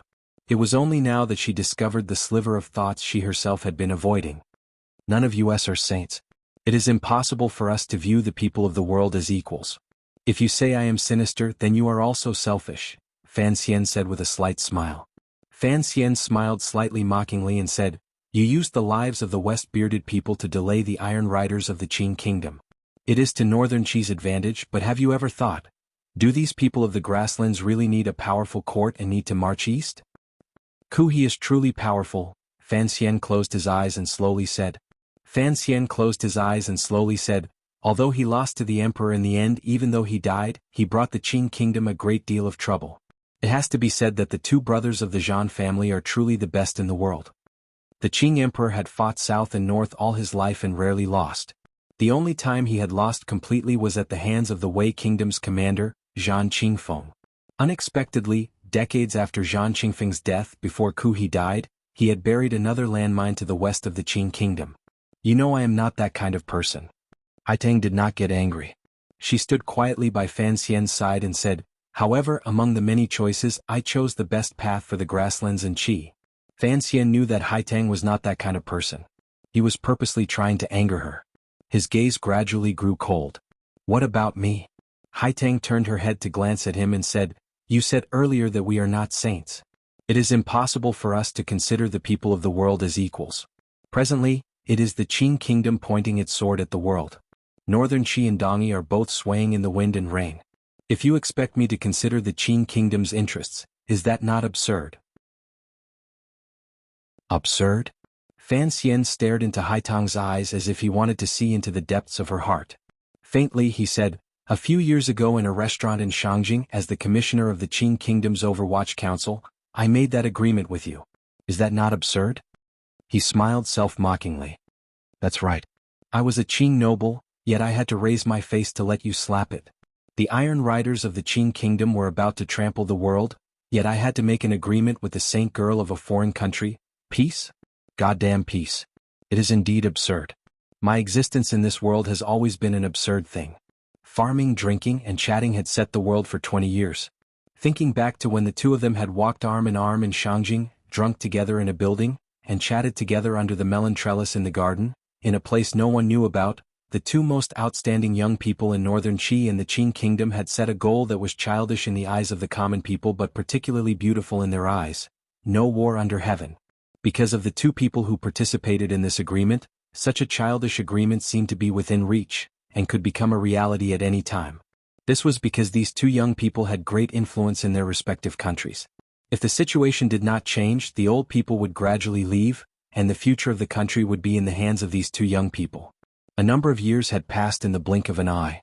The situation in the world had changed drastically because of the explosion of the Dong Mountain incident. The world was changing and people were also changing. It had not even been 20 years, yet it seemed that Fan Xian and Hai Tang could no longer farm, drink, and chat. I can't accept this. Fan Xian's face was pale, but his eyes grew brighter and brighter. I've already left Danzhou for 5 years. During these 5 years, no one knows what I want to do. Only you know how much danger I've taken for this agreement, how much I've suffered, and how much I've helped Northern Qi. He stared into Hai Tang's eyes and said in a raspy voice, You know all of this very well. I did not hesitate to take the risk of being accused of being a traitor 1,000 years later. What? And you ran off without a sound, came to the grasslands and began to stab me in the back. I can't accept this. Fan Xian's eyes gradually grew cold. Haitang looked at Fan Xian's face and listened to his faint words. For some reason, it was like her heart had been stabbed with a knife and began to ache. It was so painful that her face turned white. I had not thought that this matter would implicate you. Haitang stared at him in a daze. She felt that the pain of the man in front of her seemed to have landed on her body. I also don't know where those knives came from. After learning of this matter, I made a trip to Qingzhou. However, one of them was stolen by someone. Although Fan Xian had long guessed that it was Haitang's doing to have a 9th-level ace sneak into Qingzhou to help him destroy the evidence, hearing her personally admit it now made his mood slightly better. However, his expression was still very ugly. You're still hiding it from me. The appearance of these knives has always been a strange matter. He grabbed the front of Haitang's clothes and gritted his teeth. Your contact with the little emperor of Northern Qi has never been broken. This time, it is clear that he is tricking me. What else do you want to hide for him? Haitang placed her hand on his. She didn't use any force. Looking into his eyes with pity and guilt, she said, I truly don't know about this matter. I also don't know what problems have occurred in Shangjing. Why would the emperor do such a stupid thing? It was indeed stupid. In the Qing kingdom, Northern Qi's greatest support was Fan Xian. Although after the Dong Mountain incident, Fan Xian had gradually severed his relationship with Northern Qi. If the Northern Qi emperor truly wanted to have a future, it would be difficult without Fan Xian's help. Fan Xian knew very well what the little emperor of Northern Qi was thinking. He moved closer to Haitang's slightly red face and said quietly into her ear, Not stupid at all. He wants to force me to rebel? Impossible. 2 years ago in Jingdo, he wanted to use the eldest princess's hand to kill me and help the emperor ascend. I haven't settled this debt with him yet. How could I rebel? There was a glimmer of mockery in his words, but Haitang's heart grew cold. This was the first time she knew that there was a shadow of Northern Qi in the rebellion in Jingdo 2 years ago. Thinking of it this way, the context of this matter became clear. The Northern Qi emperor knew that Fan Xian was a very vengeful person. He didn't continue to place his hopes on him. Additionally, Haitang had been on the grasslands for 2 years and was unable to act as a bridge between the Northern Qi emperor and Fan Xian. The two sides gradually drifted apart. For the sake of Northern Qi's safety, the Northern Qi emperor would certainly choose to destroy the relationship between Fan Xian and the Qing emperor. The emperor had no other choice. The posture between Haitang and Fan Xian was very warm, but the words the two of them spoke were shocking. Faintly she said, These 2 years, you've helped the Qing emperor organize his governance, govern the people, and manage the palace treasury. A great battle is about to break out at any moment. How could he trust you? I don't care if he trusts me or not. Right now, I don't even need your trust. Fan Xian shook his head and rubbed his cheek against Haitang's slightly cold face. He took a deep breath and said, Take a message to the Northern Qi emperor. Tell him that I, Fan Xian, will repay him with a lesson he will never forget for the 2 gifts he has given me. Haitang's body trembled. She looked at Fan Xian in surprise, not knowing what he would do. In this world, other than a great grandmaster, probably only Fan Xian would dare to be so arrogant as to say that he would teach the ruler of a country a lesson. Don't forget you are a person of the Qing kingdom. You are the son of the Qing emperor, Haitang sighed. Haitang sighed and said, Who would believe that you would consider problems from the standpoint of Northern Qi or Dongyi? It is normal for the emperor not to believe you. I consider problems from the standpoint of the Qing kingdom. I also don't want the people of the Qing kingdom to sink into the endless blood and fire of war. You will certainly not tell me exactly what you have set up on the grasslands. Haitang's hands passed naturally under Fan Xian's armpits. But I will do my best to stop you. Other than my emperor, no one in this world can stop me, not even you. Fan Xian took off her hat and stroked her hair. Fan Xian held Haitang tightly, but his gaze gradually calmed. Holding her in his arms, he looked at the sky with narrowed eyes. An eagle was flying in the dusk. The ducks in the lake were frightened by this eagle and hid among the water plants. Haitang had actually also noticed the eagle and knew why Fan Xian was holding her like this. She sighed in her heart and knew that she and the emperor had truly let down the young man holding her. Complicated emotions rose in her mind, so she didn't point out Fan Xian's thoughts. Stay with me for 3 days, Fan Xian said by her ear. On the grasslands about 10 li away from the lake, hundreds of Western Hu riders were surrounding and protecting their king, the master of this grasslands. Chief Su Bida looked coldly into the distance, looking at the traces of eagles streaking through the air. Songji Xianling had left. The chief was worried that she would never come back, so he had brought the riders to follow. For some reason, the chief had this worry in his heart. It was as if someone was about to take away the most important woman in his life. This woman was not beautiful. She could not compare at all to the beauties contributed by the tribes. However, the chief saw her as more important than anyone else. This woman had brought him the loyalty of tens of thousands of riders, strategies to govern a country he had never thought of, and a new atmosphere on the grasslands. Most importantly, this woman had brought the chief peace, a rare peace. Each time he was with this Karna princess, Chief Subita felt it was the happiest moment of his life. Even if they were just sitting face to face and looking at each other, he was still incomparably happy. He knew she was the northern Chi Saint girl, the last disciple of the great Grandmaster Ku He, and a traveler of the mysterious longevity heaven. He also knew that Songji Xianling was a Hu person and of the same race as him. If in the future he could sweep through the world and invade the grasslands, with her sitting by the side of the horse, the world would certainly be much more beautiful. The eagle gradually descended. Chief Subita's eyes narrowed. Like an eagle's, they flashed with an intimidating light. The girl had gone after a man. Who was that man? The eagle could not report to the chief that the man was abominably taking advantage of his treasure, so the chief could still maintain his current calm. In other words, Fan Xian's deliberate actions did not have the effect he had imagined. Charge over and kill him. The great Dong Hu looked at the chief's stormy expression and said in a loud voice, "Kill him." Subita did not reply. When Songji Xianling left, she had said she would come back, so she would certainly come back. He respected this woman with a strange background. Although he did not mind using a sword to announce his power, he did not want to use this method to win a woman's heart. Follow them. Don't disturb them. Chief Subita closed his eyes and spoke gently, but his words concealed a heart-palpitating coldness. There were many aces in the court by the chief's side. If these hundreds of riders charged over, no matter how powerful Fan Xian was, it would be difficult for him to escape death on this boundless grasslands. He was curious as to who could move Songji Xianling so much.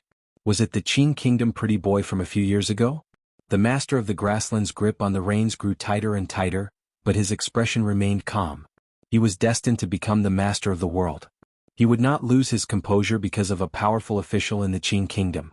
However, he would not allow the young man to come to the grasslands and return alive. The eagle sent a message. The Western Hu riders near the court began to gather. As soon as Songji Xianling and the young man separated, they would begin to attack. They followed for 3 days.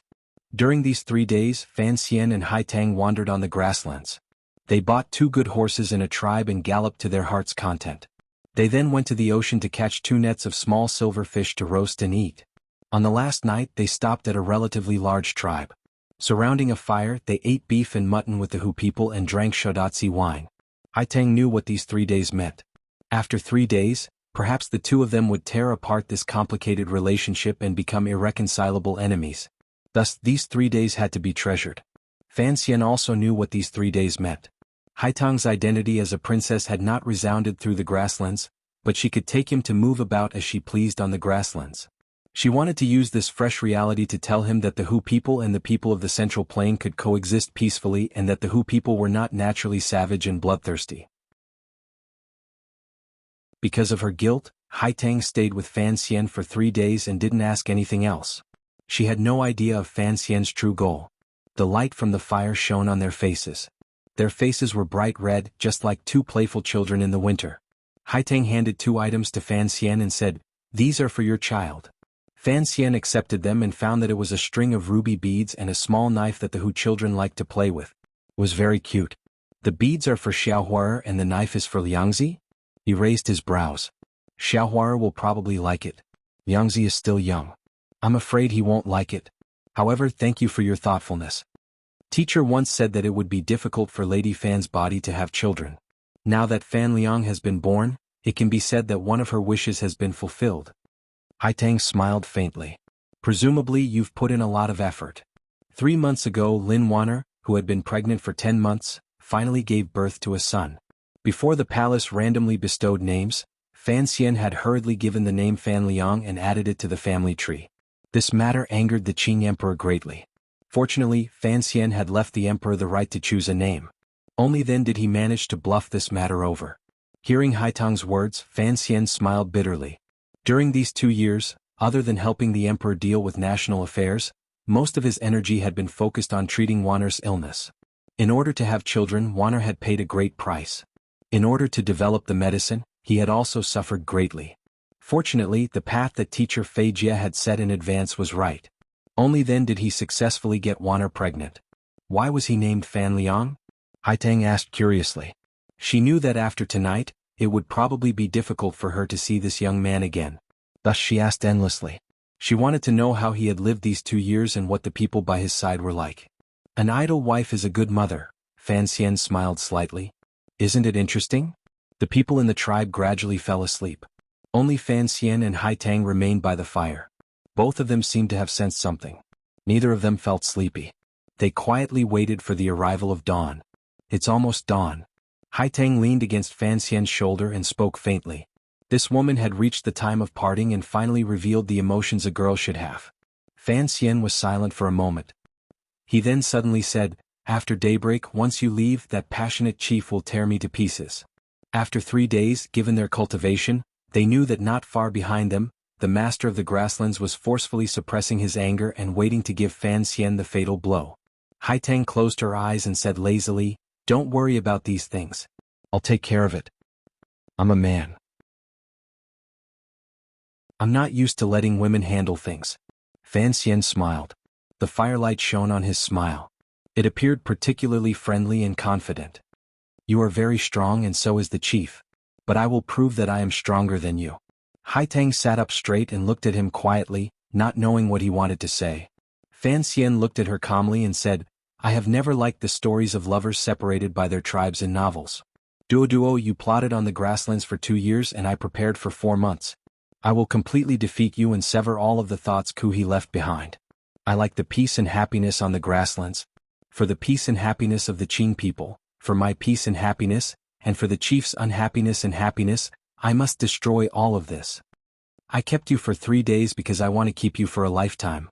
The young man from the Qing kingdom stood up and looked at the dark grasslands before dawn.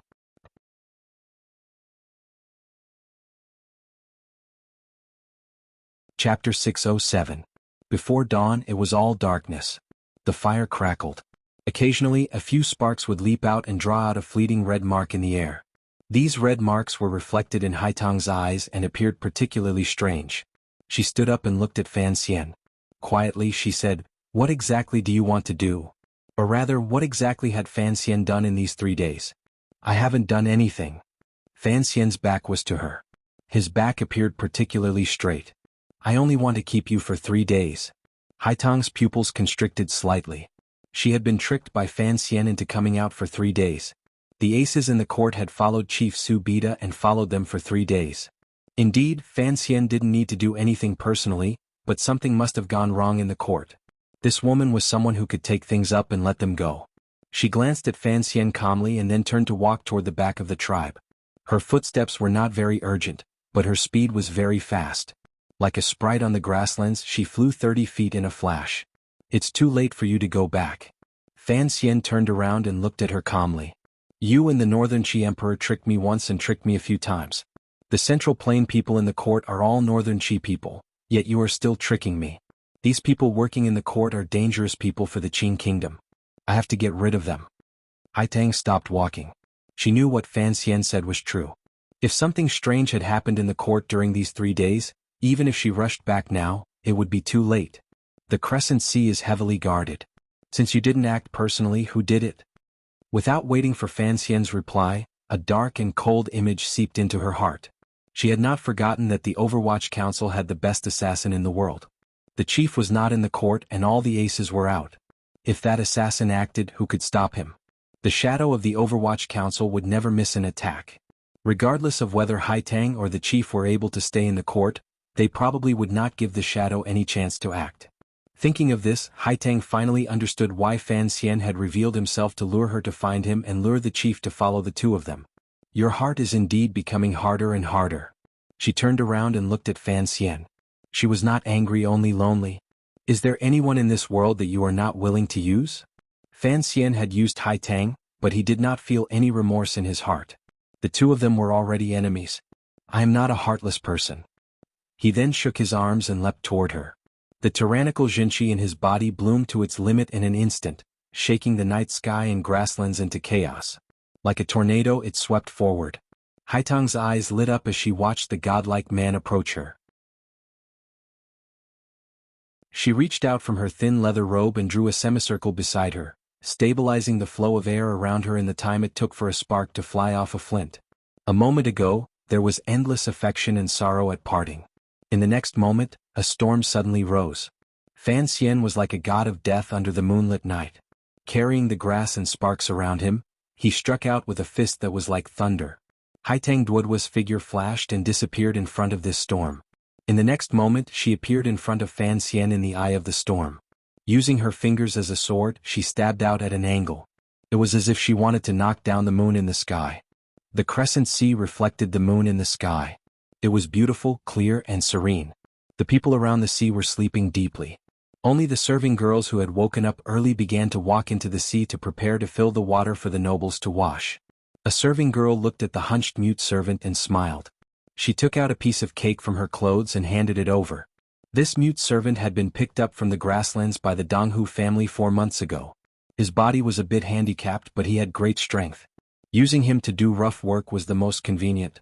However, because he could not speak and was a slave, he was often bullied by the young nobles around the court. He looked very pitiful. If it weren't for these kind Hu girls helping him out daily, this mute servant probably wouldn't have lived for more than a few days. The mute servant accepted the cake the Hu girls handed him and smiled ingratiatingly. His throat made a croaking sound as if he wanted to express his thanks. The Hu girls giggled and almost broke the piece of the crescent sea before dawn. The mute servant walked toward the meadow behind the crescent sea. Every day at dawn he would go pick up sheep dung. The people in the court had long become used to this sight. Today this mute servant walked through the meadow and the dense sheep dung. His body remained hunched and he didn't even glance at the sheep dung. Usually he would be happy to run into so much sheep dung. Today he would not be happy because he no longer had to pick up sheep dung. Walking to a patch of long grass, the mute servant slowly took out an iron drill from his bosom and stabbed it into the soil. With a shake of his right palm, the iron drill that was stained with blood was shaken several feet into the soil with a poochie sound. Not a single trace of it could be found. The mute servant pressed his dry lips together and closed his eyes to think back to the process of his actions. After confirming he had not missed anything, he once again raised his feet. His body was still hunched as he slowly walked into the depths of the grasslands. No one knew how long it would take before he could walk back to the central plain. The surroundings of the crescent sea were calm. No one noticed that a mute servant had left the place he had lived in for 4 months. The security around the king's tent appeared tight, but in reality, it appeared lifeless, particularly the people from the central plain who the chief placed great importance on. The important figures responsible for communicating with Qingzhou and Dingzhou lived in tents that were particularly deathly silent. Wei Wuqing's body was weak. He couldn't speak at all. He couldn't even move a finger. However, his teeth chattered endlessly and made a rattling sound. He looked at the dead people around him and felt a chill rise from the depths of his heart. He was responsible for the court's accounts and trade. He knew that the colleagues around him were all powerful figures from the Qi kingdom. If these people hadn't helped the chief, the power on the grasslands would not have been able to fight the Iron Riders of the Qing kingdom in the past year or so and reap so many benefits from it. However, these people had all died. Only he had survived. He thought of the scene earlier. Terror rose in his heart. It made him want to scream, but he couldn't make a sound. The shadow, the god of death, had controlled him like a ghost and then easily and slowly massacred everyone in the tent. No one made a sound or had any reaction. Wei Wuqing didn't know who that person was or why he hadn't killed him. Chatting could preserve his life. This was a benefit no one could think of. He only sank into endless terror. His pupils constricted nervously. He felt that this patch of darkness would never be able to turn into light. One finger picked up the moon. The fingertip was slender and ordinary, but it seemed to contain the brilliance of heaven and earth. In an instant, it broke through the wind and intent and lifted toward Fan Xian's throat. His fist had already struck empty air. It brushed past Haitang's right shoulder and crashed into the grasslands, sending up a large cloud of dirt and grass. Borrowing the power of heaven and earth to do things naturally, no school was more powerful than Qiani Dao. The shadow of the moon gradually disappeared. The view on the grasslands was blurry. With Haitang's sliding step and attack, it was as if she could sense every wisp of wind and every grain of grass on the grasslands. She moved gracefully toward Fan Xian. Fan Xian had learned the heart of Qiani Dao from this girl's family. When it came to the cultivation of borrowing power, he was far from Haitang's match. His eyes narrowed. With a flick of his left finger, a small knife spun 2 rounds on his fingertip. It left the sheath. A cold light flashed, beheading Moon, chopped towards the fingertip a few inches away from his throat. Given their cultivation realms, regardless of whether it was a finger or a movement, as long as it touched the other person's body and Jinchi entered through the bridge, it would heavily injure the other person. Thus, Fan Xian had to stop the finger that was too light to the point of being unable to catch a trace. In order to hide his identity, he did not have a sleeve crossbow on him. There was no black dagger in his boots. Where did this knife come from? The small knife light was about to chop Haitang's finger. In this moment, everything seemed to slow down. The little knife could be seen clearly. It was the gift Haitang had given to the young master of Fan Xian's family earlier. Haitang's eyes grew brighter and brighter. This brightness carried an indescribable feeling. Her finger did not pull back and did not respond at all. It continued to point toward Fan Xian's throat as if she did not see the knife. Fan Xian sighed in his heart. His left hand relaxed slightly, and the knife light immediately retracted. Unexpectedly, he did not care about Haitang's finger pointing toward his throat. Instead, he slammed it down toward Haitang's chest. Fan Xian pulled back his knife, Haitang pulled back her finger, Fan Xian brought down his palm, and Haitang returned to protect. These were 4 simple movements, but they had to be done so cleanly and without any hesitation. In this world, probably only when these 2 young people faced each other could there be such a miraculous scene. In the end, Fan Xian had the first move. His palm had already landed on Haitang's chest. Haitang's eyes grew brighter and brighter. She did not pay any attention to this palm. Instead, her fingers spread out gently like the autumn grass floating in the night wind on the grasslands. Strand by strand, they wrapped around Fan Xian's arm and restrained his right arm. In a flash, Fan Xian and Haitang Duo each had a chance to kill the other.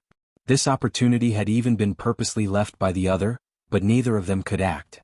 This was the first time the 2 of them had met by the North Sea. After Fan Xian had used aphrodisiac and poetry to move her soul, and Haitang had responded with light, it was the continuation of the battle of hearts between the 2 major figures of the younger generation of Northern Qi and the Qin kingdom that had lasted for years. It looked like he had moved his hand, but in reality he had moved his heart. Haitang gambled that Fan Xian's knife aimed at her finger would not go down, and Fan Xian abandoned his knife. Fan Xian gambled that Haitang's finger aimed at his throat would not go down, and Haitang pulled back her finger. Haitang gambled that Fan Xian's palm aimed at her chest would not go down, and so she bound his right arm. If they both couldn't bear it, why act? There was a strange smile on Fan Xian's face as he looked at Haitang in front of him. Although the 2 of them knew that this attack would probably be futile in the end, he still acted. Haitang placed her hand on his finger and spat out the pure Jinchi of Tianyi Dao, stopping the tyrannical Jinchi in Fan Xian's right arm from charging forward. It immediately made the palm he had imprinted on her chest useless. Fan Xian still acted. There was no threat or Jinchi. He moved around Haitang's clothes. The place where his palm pressed was very wonderful, very soft and very gentle. Thus this move was very enchanting. Haitang was very angry, and her heart was slightly in chaos. Fan Xian's left hand, which had abandoned his knife, quietly brushed up in the instant her heart was slightly in chaos. It brushed against the side of Haitang's ear. With a gentle flick of his little finger, a golden needle pierced into the pressure point below Haitang's ear. He wanted to kidnap Haitang and bring her back to the central plane. He wanted the trap coup he had set to stop tormenting this pitiful girl's state of mind. Thus, he thought long and hard and was willing to take the risk to capture her. Was this needle? The pride of a generation, the Northern Qi Saint girl Haitang Duo had finally lost. She had lost to Fan Xian on this quiet grassland. In the 4th year of the Qin calendar, Haitang Duo had emerged from the mountains. She had fought dozens of battles, large and small, and had never tasted defeat. Her reputation flourished until an immortal poet and a young ace appeared in the Qin kingdom. From then on, the people of the world discussed fervently if Haitang Duo met Fan Xian, who would win. On the shore of the North Sea, Haitang had first met Fan Xian. At that time, Fan Xian was not a match for Haitang at all. He had only relied on the footwork Uncle Wu Zhu had personally taught him to barely dodge. Using poisonous needles and poisonous smoke, he had held on the meadow. Fan Xian had not lost. Relying on his shamelessness and ruthlessness, he had successfully forced Haitang back. Did they remember that the North Sea was full of spring? After that, Haitang and Fan Xian had never truly exchanged blows. Both of them knew that if it was just a contest of martial arts, Fan Xian was no match for Haitang. However, if it was a life-and-death battle, given Fan Xian's ruthlessness, even if Haitang could kill Fan Xian, she would probably have to pay a great price. After that, the two of them became friends. The entire world began to sing about this scandal. Everyone knew that it was impossible for the two of them to fight. Some people couldn't help but feel disappointed. If these disappointed people knew what had happened on the grasslands, they would certainly be very excited. Haitang Duo had finally lost to Sir Fan Jr. More accurately, she had lost to Fan Xian's even more shameless and sinister nature. The golden needle trembled under Haitang's glistening ear. Fan Xian's fingers gently pinched the needle. His expression was very serious. He endlessly used this thin needle to pour Jinqi into Haitang's meridians. His right hand had long broken free of Haitang's control. It pressed swiftly on the girl's body. He had to completely control her. In Jiangnan, the injuries in his body had been healed by Tianyi Dao's Jinqi. Fan Xian knew better than anyone the recovery power of Tianyi Dao's Jinqi. The golden needle pressing into a meridian point could only make Haitang's body freeze for a moment. To truly control her and not harm her, he could only use his tyrannical Jinqi to forcefully seal the meridians in her body. However, Fan Xian's fingers, which carried a strong wind, gradually slowed. His gaze was very serious and even carried a glimmer of sorrow. Finally, he stopped his fingers. His left hand also slowly left the golden needle. With a crisp crack, the golden needle under Haitang's ear broke inch by inch. Such a thin and soft golden needle pressed into an important meridian point under her ear was broken by the Jinqi in her body. What a powerful rebound. With a Haitang spat out a mouthful of fresh blood. Her face immediately paled, but her eyes remained bright. She calmly looked at the sorrowful Fan Xian in front of her. Wiping the blood from the corner of her mouth, she said, "I've already injured my internal organs. I'm not a match for you. You can try to keep me here." Fan Xian was silent. He knew what had happened in Haitang's body earlier. When he had used his tyrannical Jinqi to forcefully seal her meridians, the pure Tianyi Dao Jinqi in Haitang's body had begun to counterattack. It counterattacked without regard for its own life and death, forcefully attacking every spot where his fingers had landed. If Fan Xian had forcefully continued, at most he would have used up a great deal of Jinqi and still been able to control Haitang. However, Haitang's decisive Jinqi flowing in the opposite direction would cause her meridians to explode and make her a useless person. After a moment of silence, Fan Xian lowered his head and sadly said, "Even if you die, you still won't come with me?" Haitang looked at him calmly. Fresh blood dripped from the corner of her lips. Slowly she said, "If my heart wasn't in chaos, how could you control me? If your heart wasn't in chaos, how could you let go of a great opportunity to capture me in one move and throw Shi Lake into chaos? I don't want to die, but I know you won't let me die." Fan Xian was silent for a moment and then said, "Thank you." He was thanking Haitang for her trust in him. He was thanking her for knowing his heart and his feelings. Although the two of them had never said it explicitly, they had long known each other. It was like the night on the grasslands or the moon at the edge of the night line, clear and difficult to forget. After giving his thanks, Fan Xian looked at Haitang and said each word clearly, "Do you really want to stay in Shi Lake and become my enemy on the battlefield? I have my perseverance and you have yours, no?" A strange light bloomed on Haitang's ordinary face. There was 20% stubbornness, 30% confidence and 50% perseverance. Fan Xian gritted his teeth and said angrily in a low voice, "This is Kuhi's arrangement. What kind of person are you? Why should you obediently listen to his arrangements?" This was what Fan Xian was most angry about. What he hated the most in this life was having his life controlled by those terrifying old creatures. He firmly believed that his life would be free. This was something more important than the grasslands or northern Qi. Haitang looked at him calmly like she was looking at a child. "If I listen to you and leave the grasslands, won't I also listen to your arrangements?" Fan Xian was startled. He knew what she meant. The grasslands cannot fall into chaos. "I have to stay." Haitang looked at him and said, "I don't know what you've done these 3 days. Perhaps I won't be able to stop you in time, but I have to think of a way to stop the chaos on the grasslands." Fan Xian was silent for a moment. He then shook his head and said, "Like a prairie fire, who can stop it?" Haitang looked at him. Fan Xian smiled bitterly and said, "Last night, the left virtuous prince should have been assassinated." Shock flashed through Haitang's eyes. She had been on the grasslands for 2 years. She knew what kind of turmoil the left virtuous prince's death would bring. If Fan Xian had purposely left some traces when he acted, the grasslands, which had just been peaceful for a year, would probably sink back into the endless flames of war because of revenge and the struggle for power. How could you kill him? Haitang stared into Fan Xian's eyes and bit her lower lip. The left and right virtuous princes had great power on the grasslands. Chief Su Bida had the support of Haitang, Northern Qi, and tens of thousands of riders from the northern tribes to barely suppress the two virtuous princes. During these 2 years, the left and right virtuous princes had always been wary of the court. Their defenses were powerful. Haitang furrowed her brows slightly. She could not think of anyone in the Qin kingdom who could sneak into the depths of the grasslands and assassinate the left virtuous prince. Perhaps the shadow of the Overwatch Council had such power, but he should have gone to the court to deal with Northern Qi's support for the grasslands court. The rushing sound of horse hooves came faintly from the distance. It looked like the riders of the court chasing Fan Xian could no longer hold back. Fan Xian narrowed his eyes and glanced in that direction. In a quiet voice he said, "I said 3 days ago that regardless of whether it is Ku He or the little emperor of Northern Qi, they do not trust me. This has always been a great mistake. Regardless of how the world moves in the future, I must take the initiative in dealing with these matters into my own hands because I have more power than all of you." He gazed at Haitang and said, 13th Wang followed the merchant group into the grasslands. When I stayed behind to wait for you, he followed the left virtuous prince's subordinates back from the court. I believe in his courage and power. If even the fiercest warrior in the world cannot kill the left virtuous prince, then I can only say that my luck is not good. Come back with me. Haitang was silent. Fan Xian shook his head self-mockingly and helplessly. He then whistled toward the endless darkness behind him.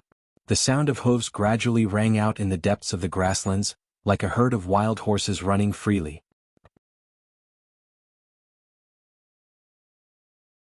Chapter 608. A smear of white appeared on the horizon. The sun was still rubbing his eyes and did not open them. The faint morning light enveloped the grasslands but did not brighten people's vision. After last night's revelry, the people of the small tribe were still drunk and sleepy. They should not have felt the call of the morning sun. Gradually, a faint sound rang out from the tribe's curtains. It seemed that many people had woken up. What woke the people of the tribe was not the rising sun. Rather, it was the thunderous roar of orderly horse hooves from behind the tribe, as well as a mass of chaotic horse hooves in front of the tribe. From all directions, it seemed that countless riders were closing in.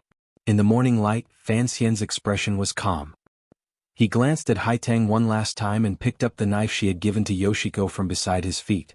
Solemnly he put it into his clothes. Goodbye. I hope I don't have to wait another 3 years, Fan Xian said seriously to Haitang. There were a few streaks of blood at the side of Haitang's lips. She looked very pitiful, but the arrangements on the grasslands had already begun to move. The chief of the court had already sent troops to catch up. If she wanted to escape, she could only take advantage of this moment to leave. Haitang didn't know how he was going to leave because the sound of horse hooves came from all directions. It seemed that the court's riders had already surrounded the grasslands. She glanced at him with a complicated gaze. This gaze was like a heavy hammer that struck Fan Xian's body. It made his body drift diagonally toward the meadow behind him. He drifted easily and joyfully, but it was also gloomy and enchanting. He didn't see how his toes pushed against the ground, but it was as if a thin rope had been tied around his waist. Like a kite, Fan Xian drifted backward and gradually increased in speed. He became a blurry figure in the morning light, gradually moving further and further away. He gradually became smaller and merged into a large cloud of dust coming from the tribe's front left. The cloud of dust looked like a herd of free wild horses running amok on the grasslands. Beside the herd of horses, there were a dozen grassland men holding lassos.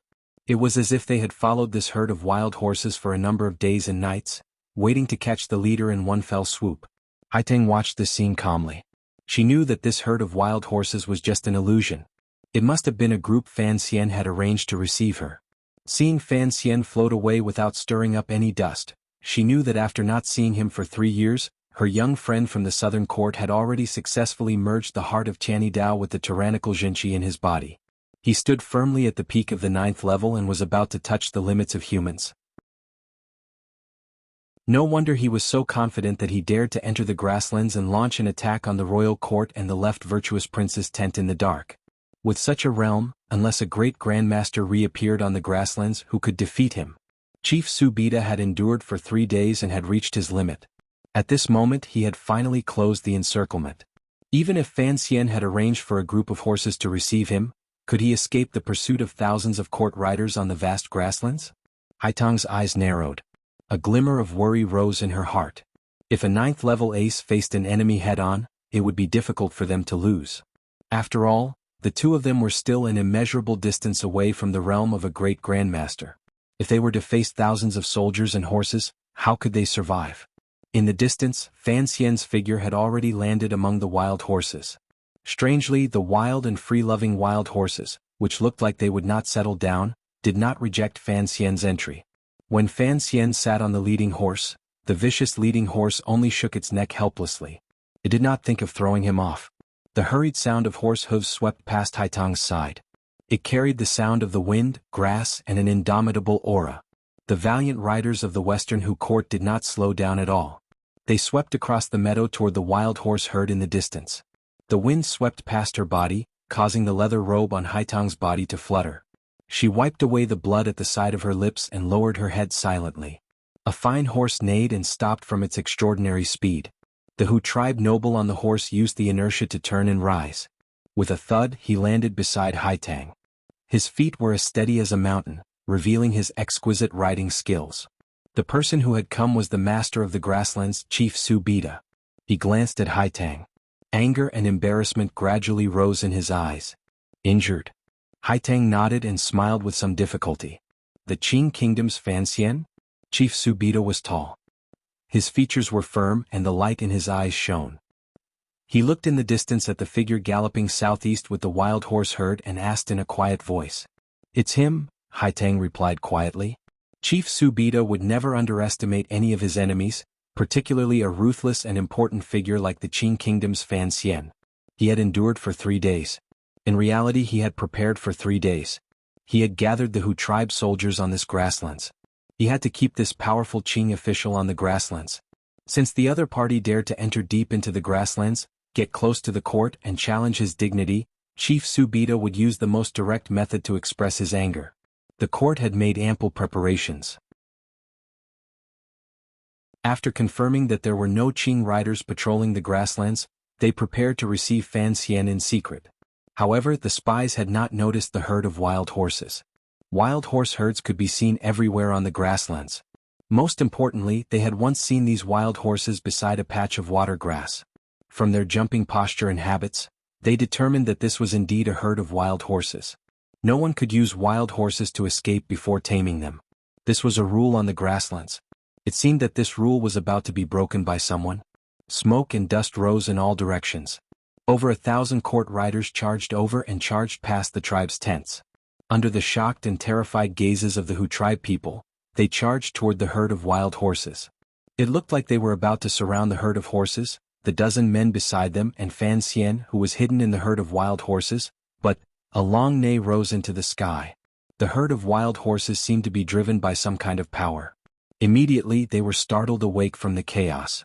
Stretching out the muscles on their bodies, they raised their hooves and abruptly increased their speed, charging toward the gap in the southeast of the encirclement. The morning sun shone brightly and the wild horses neighed. Hundreds of fine horses reflected the weak light and emitted a dark complexion as they galloped on the grasslands. In just a moment, they had already rushed out of the encirclement of the court cavalry. This scene had a primitive beauty that was filled with power, and it shocked the minds of countless people. Chief Su Bida held the reins in one hand and stood by Haitang's side. Coldly he watched this scene. His eyes narrowed slightly but he hid the shock in his heart very well. With a flip of his body, he leaped onto the fine horse and said, "I'll bring this pretty boy back for you to vent your anger." At this time he had already admitted that this young powerful official of the southern court, who could be mentioned in the same breath as Songji Xianling, was not just a pretty boy. Looking at his miraculous ability to control wild horses, there was probably not a second person like him on the grasslands. Last night the court was attacked. The left virtuous prince was assassinated. No one knows if he is dead or alive. Haitang stood on the meadow among the chief's dozens of guards. Calmly she spoke of what Fan Xian had admitted. The chief held the reins with both hands and paused slightly. Immediately after, he squeezed the horse's belly and charged down the meadow. So, the commissioner of the Qing Kingdom's Overwatch Council had entered deep into the grasslands for this matter. The attack on the court was a small matter. As long as it was not the elite riders of the Qing kingdom charging over, what did it matter if some people died? The chief had not thought that the Qing kingdom's Overwatch Council was also very selective in who they killed. The people who died were very important to his dream of building a country on the grasslands. Most importantly, the left virtuous prince had been assassinated. This news chilled the chief's heart. Was the grasslands, which had been peaceful for 2 years, going to sink back into chaos because of the left virtuous prince's death? Thinking of this, he couldn't help but curse silently. The left virtuous prince was his uncle. Back then he had been incomparably arrogant in front of him. Who knew that he would be killed by a Qing assassin with one blow? He was truly a bastard. The chief looked angrily at the dust in the distance. Squeezing the horse's belly, he charged toward the southeast first. Although the pretty boy had used the wild horse herd as a cover and unexpectedly killed his way out of the encirclement, the chief believed that no one would be able to escape the pursuit of the court's riders on the vast grasslands. From here to Qingzhou on the border of the Qing kingdom, even if one spared no effort and galloped to their heart's content, it would still take 10 days. Galloping madly on the grasslands for 10 days with the Western Hu court's riders chasing after them, who could stand against that? The chief was riding a 1,000-li horse, one out of tens of thousands. He believed he could stop Fan Xian. Although the Qing kingdom's cavalry and archery were also very powerful, the people of the grasslands still believed that the Western Hu men's riding skills were still the most exquisite. If they couldn't catch up to an enemy they could see on the grasslands, they might as well commit suicide. The morning light gradually brightened, and the sight between heaven and earth gradually brightened. The warped morning sun peeked out halfway from the eastern horizon of the grasslands and lit up everything on the autumn plains. Haitang looked calmly at everything in front of her. A glimmer of worry and sadness flashed through her eyes. She saw that on the grasslands, the flood-like Western Hu riders had not formed an encirclement. Relying on the Hu people's exquisite riding skills, they quickly formed a group and formed a fan. Thousands of riders were like one as they sped toward the east. 2 to 3 li in front of the pursuing Hu riders, hundreds of black wild horses were galloping madly. Their hooves kicked up dust. They were like wisps of smoke as they headed east toward the red morning sun. Suddenly, a few people leaped out of the herd of wild horses and mounted them. No one knew where these people had been hiding earlier or how they were able to follow the wild horses forward. 100 Qing men rode on hundreds of wild horses and galloped through the grasslands ruled by the Hu people. Before the red sun, the horses and the figures on them appeared very spirited and arrogant. The Western Hu soldiers had made a major mistake in their judgment. They had thought that when it came to riding skills, the court riders were unparalleled in the world. No one could compare to them. Furthermore, they didn't know how the Qing people controlled the herd of wild horses. Although the wild horses were powerful, they were not as obedient and durable as war horses. Thus, they thought that on this expansive grasslands, they would need at most half a day's time to catch up to the Qing people galloping toward the sun. Chief Subida also thought this way. He was even thinking about whether or not he should first kill the powerful Qing official called Fan Xian with arrows after he surrounded the Qing people and not give Princess Songji any chance to plead for mercy. However, everything developed differently from the judgment of the Western Hu court riders. Half a day passed. A day passed. The proud knights of the grasslands were still unable to catch up to the Qing people.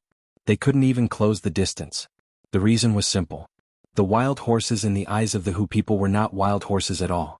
They were military horses that the Qing Overwatch Council had raised for a long time. The reason they could hide from the eyes of countless people on the grasslands, from the tribes famous for their horses, and become a herd of wild horses that wandered among the water and grass was all because they had been drugged. A drug mixed with ephedrine made the Overwatch Council's military horses appear more active, wilder and free-spirited than normal horses. Furthermore, this herd of horses was very careful. They had not been nailed or branded. Even their manes had not been tidied. Once they galloped, there was the feeling of their long hair floating in the wind. No matter who saw them, they would think they were a herd of wild horses. That was why, that night, under the watchful eyes of the court riders, they had quietly approached Fan Xian. Fan Xian held the reins with one hand and lowered his head to the horse, carefully feeling the condition of the horse. There were 100 subordinates receiving him.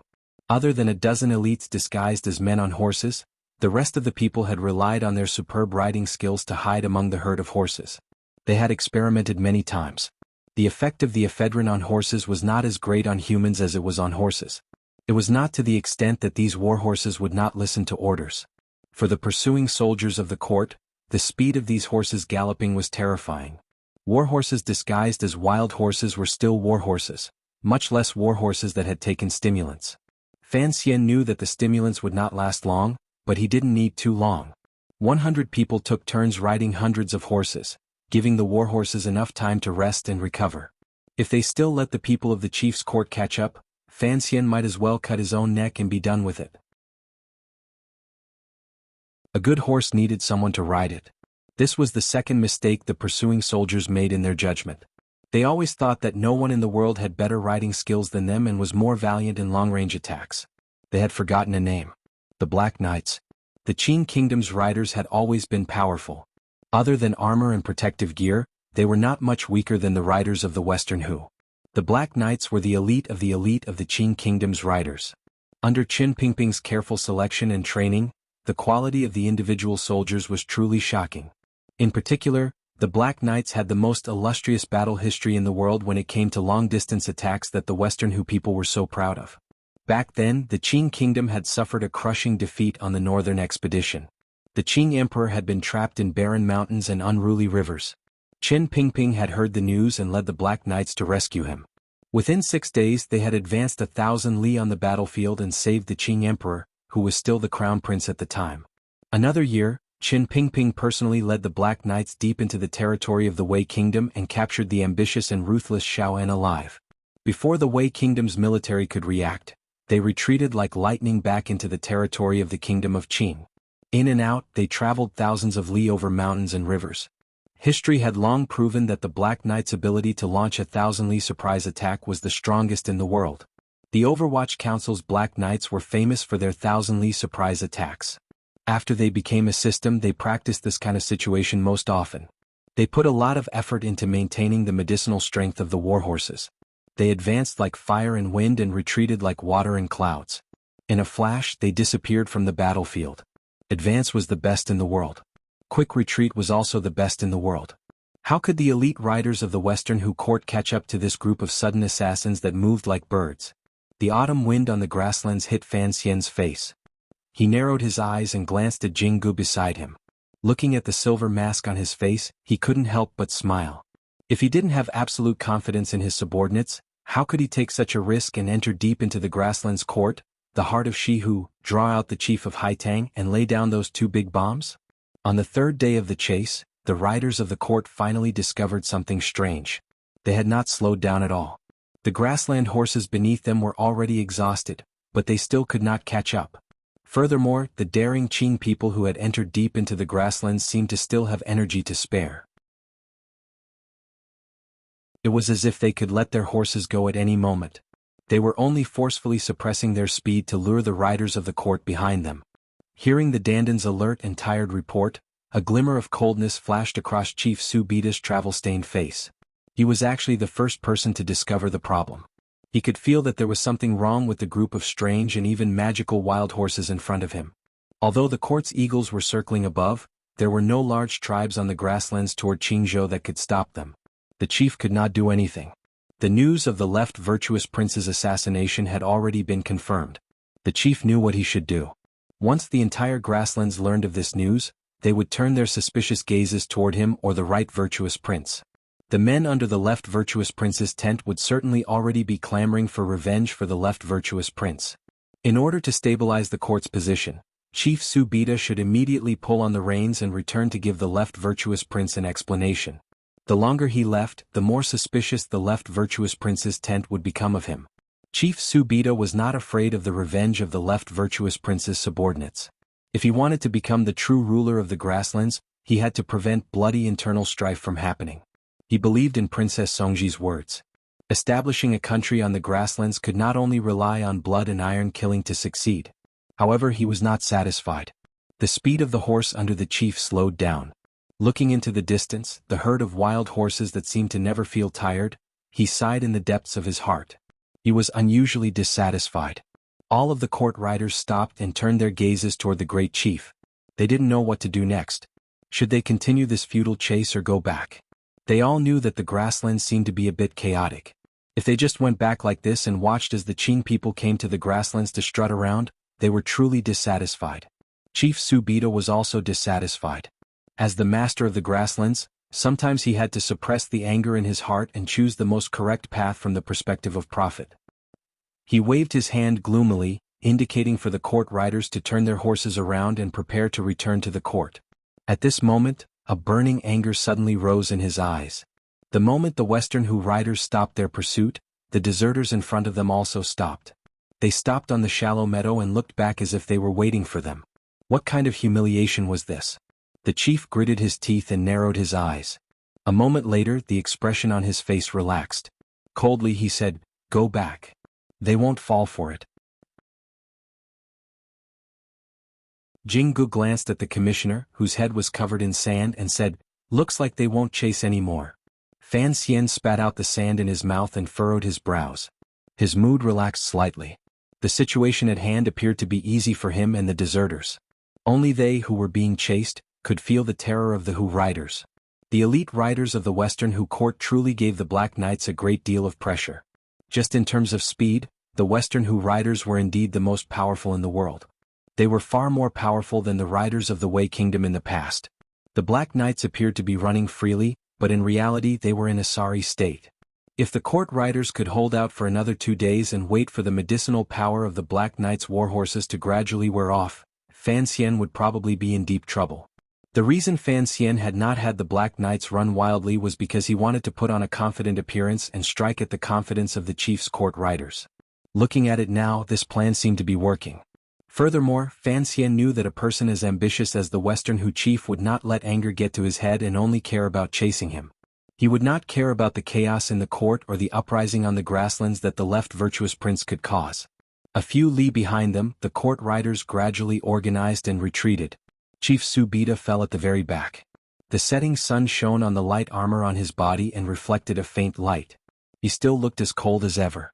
Fan Xian spat out the last bit of sand in his mouth and said, "Presumably, I left a deep impression on him this time. When we fight again on the grasslands, he will certainly not carelessly fight in the open. Scaring him off is good." Jinggu glanced at him and said, "However, the Crown Prince has set up an ambush at the mouth of Hong Mountain for a dozen days and still hasn't seen the chief arrive. I'm afraid he will be disappointed. Please, this is the master of the grasslands." Fan Xian narrowed his eyes and looked at the figure of the chief standing alone on the grasslands in the distance. He grinned and said, "How could he be so easily killed by my schemes?"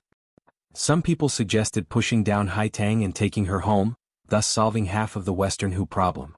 However, it did not seem very good. The 10,000 iron riders that the Kaurna court could influence were still on the grasslands.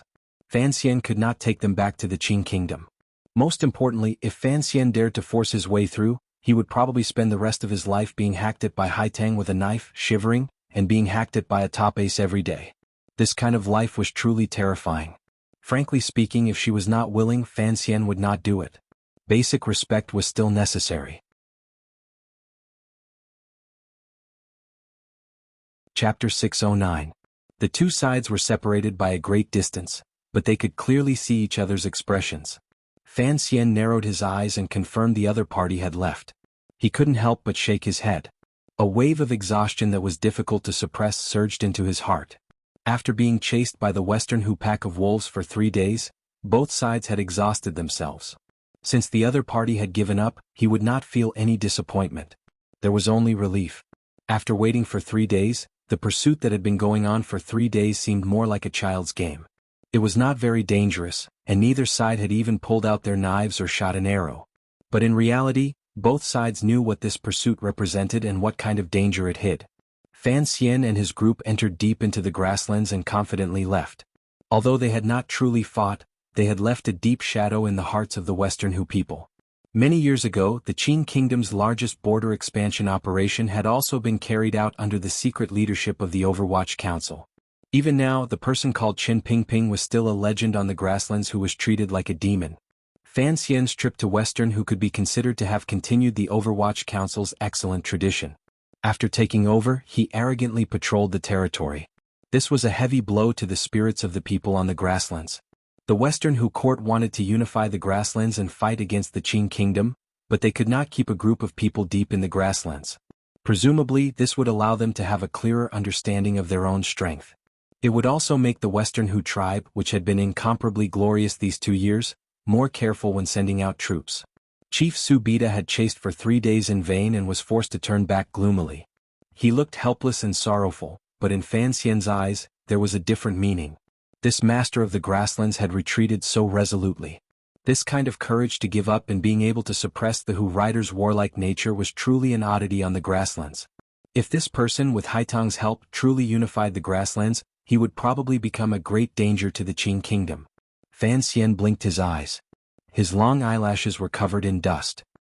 He looked like a native toying with the warriors of the grasslands in the palm of his hand. However, he was not very happy. On the contrary, he appeared lonely and helpless. "Let's go."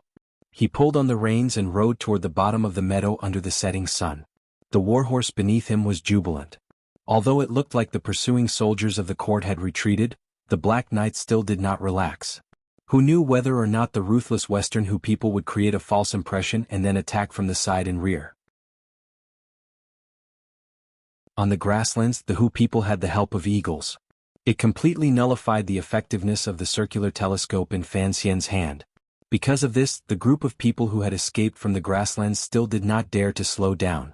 They forcefully supported their exhausted bodies and urged their war horses, which were soaked in medicinal sweat, to gallop towards the east.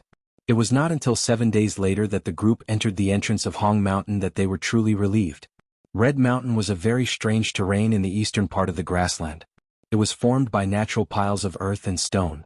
After thousands of years of north wind, it had been cut into isolated mountain peaks. The mountain peaks were all crimson red. They looked as shocking and murderous as the imperial calligraphy in the imperial study. The path to enter the pass was at the bottom of these red mountains. It was a winding path that resembled sheep intestines. Fan Xian walked at the front of the group and accepted the leather pouch Jingge handed him. He drank a mouthful of water to moisten his sore throat. In a raspy voice he said, "After finishing things here, I'll have to lie in bed for 2 months when I return to the capital." A rustling sound came from the red mountain. It seemed that someone had stepped on the sand and stones on the mountain. Jingge couldn't help furrowing his brows. Fan Xian knew what he was thinking and laughed loudly. However, because of his throat, the laughter was particularly unpleasant to hear. The Qing Kingdom's Western Expedition Army lying in ambush at the mouth of Hong Mountain looked extremely tired to have allowed their group to catch such an obvious sound. The sound of horse hooves rang out from the valley ahead. The dust-covered Crown Prince Li Hongqing led the Dingzhou army over to welcome them. Li Hongqing squeezed his horse's belly and came to Fan Xian's side. Looking at Fan Xian's wretched appearance, he couldn't resist shaking his head and said, "I told you long ago, Su Bida is an ambitious and ruthless figure. How could he be tricked by you?" Fan Xian glanced at him and said, "At least I brought him out for 6 days. These 6 days are enough to do some things. Is there a need to be so careful just to kill the northern Qi people in the court?" Li Hongqing glanced at him disapprovingly. After confirming that the kid was unharmed, he relaxed and continued, "Did you fight with the Western Hu people?" "No, I just moved my feet." The two groups met together. Their power immediately increased. In a moment they had left the mouth of Hong Mountain, which contained thousands of years of wind and sand. In order to hide the news and prevent anyone from reporting it to the Western Hu court, there were 8,000 Qing elite soldiers lying in ambush at the mouth of Hong Mountain. They were all close relatives of the general's manor, as well as frontline soldiers in Qingzhou. They had not gone through Dingzhou to make any large movements. "We've waited here for 7 days and haven't seen anything. Shouldn't the Overwatch Council give us an explanation?" Li Hongqing pressed his blistered lips together. "Forget it." Fan Xian gently squeezed his horse's belly. There wasn't a spot on his body that wasn't sore. He glared at him and thought to himself that the ambush at the mouth of Hong Mountain was just a preparation. Who could say for sure how strong the chief's jealousy was? Furthermore, this place was still a few days away from Qingzhou. Instead of rushing back, they were still arguing endlessly. It was truly a very risky thing to do. What he was concerned about was the situation inside Dingzhou. Have they acted? I left before they acted. The governor's manor is cooperating with your subordinates. I've given military orders, so don't worry, Li Hongqing looked at him and said. Although I don't know the specifics, there have been reports coming in over the past few days. The operation should be going smoothly. The northern Qi spies in Dingzhou have basically all been pulled out by your subordinates. Fan Xian nodded and didn't say anything more. After this battle, the grasslands once again sank into chaos. Most importantly, one Overwatch Council had entered the grasslands while the other was scattered in Shiliang Road. They had successfully wiped out all of the spies the Northern Qi Emperor had buried on this vast battlefield. The ruthless methods coup he had used before his death, the excellent situation that the Northern Qi Emperor in Haitang had used 2 years to construct, had turned into a bubble because of his even more ruthless and shameless response. 4 days later, nearly 10,000 of the Qing elite troops finally withdrew from the grasslands and entered Qingzhou. This group of soldiers had not fought a single battle with the Western Hu riders. They had completely served as the backdrop for the Overwatch Council's actions. Their morale was not as high as when they had set out. Additionally, they had endured for too long at the mouth of Hong Mountain. They looked like defeated soldiers. The mental state of the Black Knights of the Overwatch Council was not much better. If it were not for the fact that they wanted to give Fan Xian face, these people would probably immediately fall to the ground and fall asleep. Once they entered Qingzhou, Fan Xian immediately ordered the Black Knights to rest. Jinggu accepted the order and left. However, they could not immediately bathe and eat. First, they had to take good care of the hundreds of horses specially trained by the Overwatch Council. The medicinal power in these horses' bodies had already begun to recede. They could not hold out much longer. If they were not quickly treated, they would probably gradually die. These hundreds of human-like military horses were the saviors of the Overwatch Council's Black Knights. No one wanted to see them finally fall into such a tragic state. However, everyone knew that after this 1,000-li run, this group of black horses would never be able to recover their original spirit. Inevitably, they felt a bit sad in their hearts. Fan Xian followed the army of the western camp and met the suspicious gazes from both sides of the road in Qingzhou. The soldiers and merchants had guessed this young man's identity. They also guessed that the court must have carried out a major operation on the grasslands. Looking at the tired and listless appearance of the Dingzhou army, everyone thought that the court's operation on the grasslands had failed. The gazes they turned toward him were strange. Fan Xian and Li Hongqing had just entered the Qingzhou military yamen when Yi Ling'er, who had received the news, rushed back from the palace walls. Rushing into the back room, she pushed open the door and angrily said, "Do you think you're a god? How dare you bring so few people deep into the grasslands? Aren't you afraid the Hu people will eat you alive?" Yi Ling'er had her own reason to be angry. Although Fan Xian had not lost anything this time entering the grasslands, in reality, he had taken a great risk. Thinking of this, anger rose in Yi Ling'er's heart. If Fan Xian died on the grasslands, what would happen to Lin Wan'er? What would happen to the 2 children? As Lin Wan'er's bosom friend, she had sufficient reason to give the harshest criticism of Fan Xian's rash actions. Of course, there was another reason she was angry. Fan Xian had come to Qingzhou but had not come to see her. He had hidden such an important matter from her. Fan Xian paused with wisps of mist in his eyes as he watched the young lady of the Yi family break through the door and enter. His gaze unconsciously moved from the light armor on her body to the familiar and beautiful face. His heart was slightly moved. He knew that she was indeed concerned about his safety. However, looking at your appearance, you want to eat me alive even more than the Hu people, he said with a worried expression. Wang Fei, Hongqing and I aren't wearing clothes. You don't have to be so anxious, do you? After entering the Qingzhou military yamen, Fan Xian and Li Hongqing, who were covered in wind and sand and sore all over, had used their power and position to immediately prepare 2 large buckets of hot water. They were soaking comfortably when unexpectedly, a woman barged in. Furthermore, her identity was special.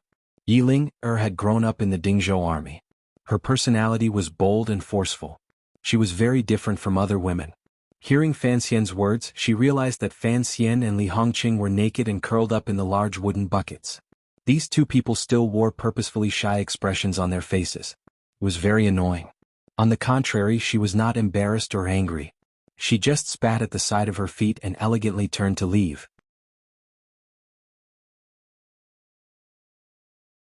Although Fan Xian and 13th Wang had an agreement 2 years ago, he didn't know if it was still in effect. Thus, this invitation was only a test. 13th Wang did not reply to a single word of this invitation. He directly left Dongyi and came to Jingdou to find Fan Xian. Fan Xian, the Shadow, and 13th Wang, the 3 aces went deep into the grasslands. They each had their own duties.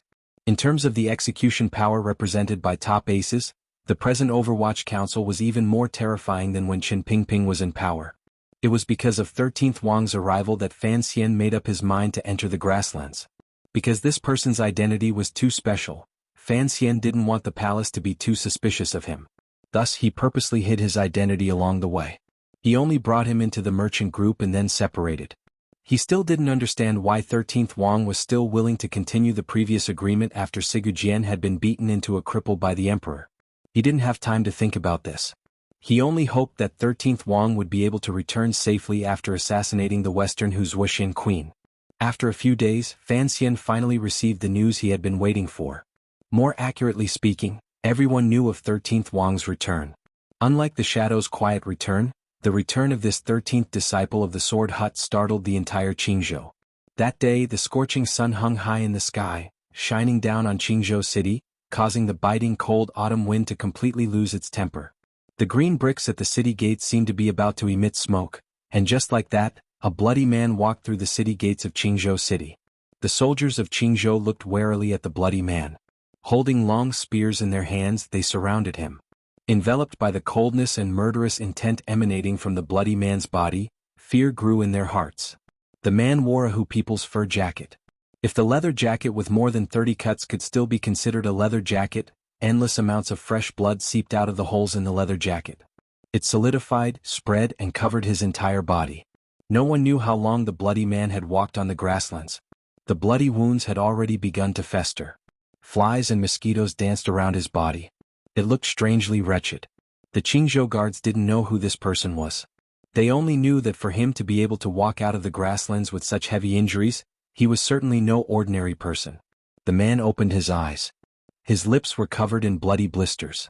To the soldiers surrounding him, he said, "Tell Fan Xian that I have done what I promised him." Receiving the news, Fan Xian rushed over and supported him. Looking at the wounds on his body, his heart was filled with a chill. He was responsible for luring out the chief and Haitang for the operation on the grasslands. In the end, Haitang would not kill him. Furthermore, the Shadow had acted silently and did not take much risk. The truly difficult part was 13th Wang assassinating the left virtuous prince. Fan Xian didn't know how 13th Wang had killed the powerful left virtuous prince in the Endless Hu camp. He only knew that what he had promised him had been completed perfectly. He carried the unconscious 13th Wang back to the military yamen. With a silent expression, he began to treat this fierce warrior. Yiling handed him needles and knives behind him. Her face was full of shock and curiosity.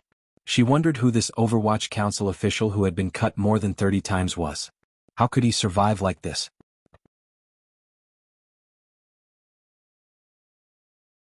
Chapter 610. For some reason, from the first time 13th Wang appeared on that snowy night, he had trusted Fan Xian greatly. Otherwise he would not be sleeping like a baby in the room right now. Fan Xian stared in a daze at the unconscious young man on the bed and scratched his head. He couldn't find a suitable word to describe his current emotions. In the basin was a blood-soaked cloth. The bright red gave off a faint stench. In order to remove the leather jacket from 13th Wang's body, Fan Xian had expended a great deal of effort. The blood on the inside and outside of the jacket had long congealed and mixed with the wind and sand on the grasslands. Like glue, it stuck firmly to 13th Wang's body. He fed 13th Wang some medicine, pried open the already sealed wounds, squeezed out the pus inside, and restitched a number of wounds that had opened on the way here. After doing all this, Fan Xian was completely exhausted. Weakly, he sat on the side of the bed and stared at this man in a daze. Although he had taken the anesthetic and sunk into the deepest of unconsciousness, the pain in his body still made 13th Wang furrow his brows. This last disciple of the Dongi Sword Hut had a delicate and pretty face, particularly his brows, which were furrowed particularly nicely. He was like a philosopher's statue contemplating the problems of life. Fan Xian shook his head and threw the scissors and needles in his hands into the basin. He stretched. In the process of saving people, he had counted carefully. There were 38 wounds on 13th Wang's body. They were all knife wounds and they were all concentrated in the front half of his torso. There were many stories in the military camp about how the wounds were all in the front of the body. 13th Wang used his bravery and valiance to perfectly prove these stories. He had faced countless knives alone and charged out head-on. Fan Xian stared at him in a daze.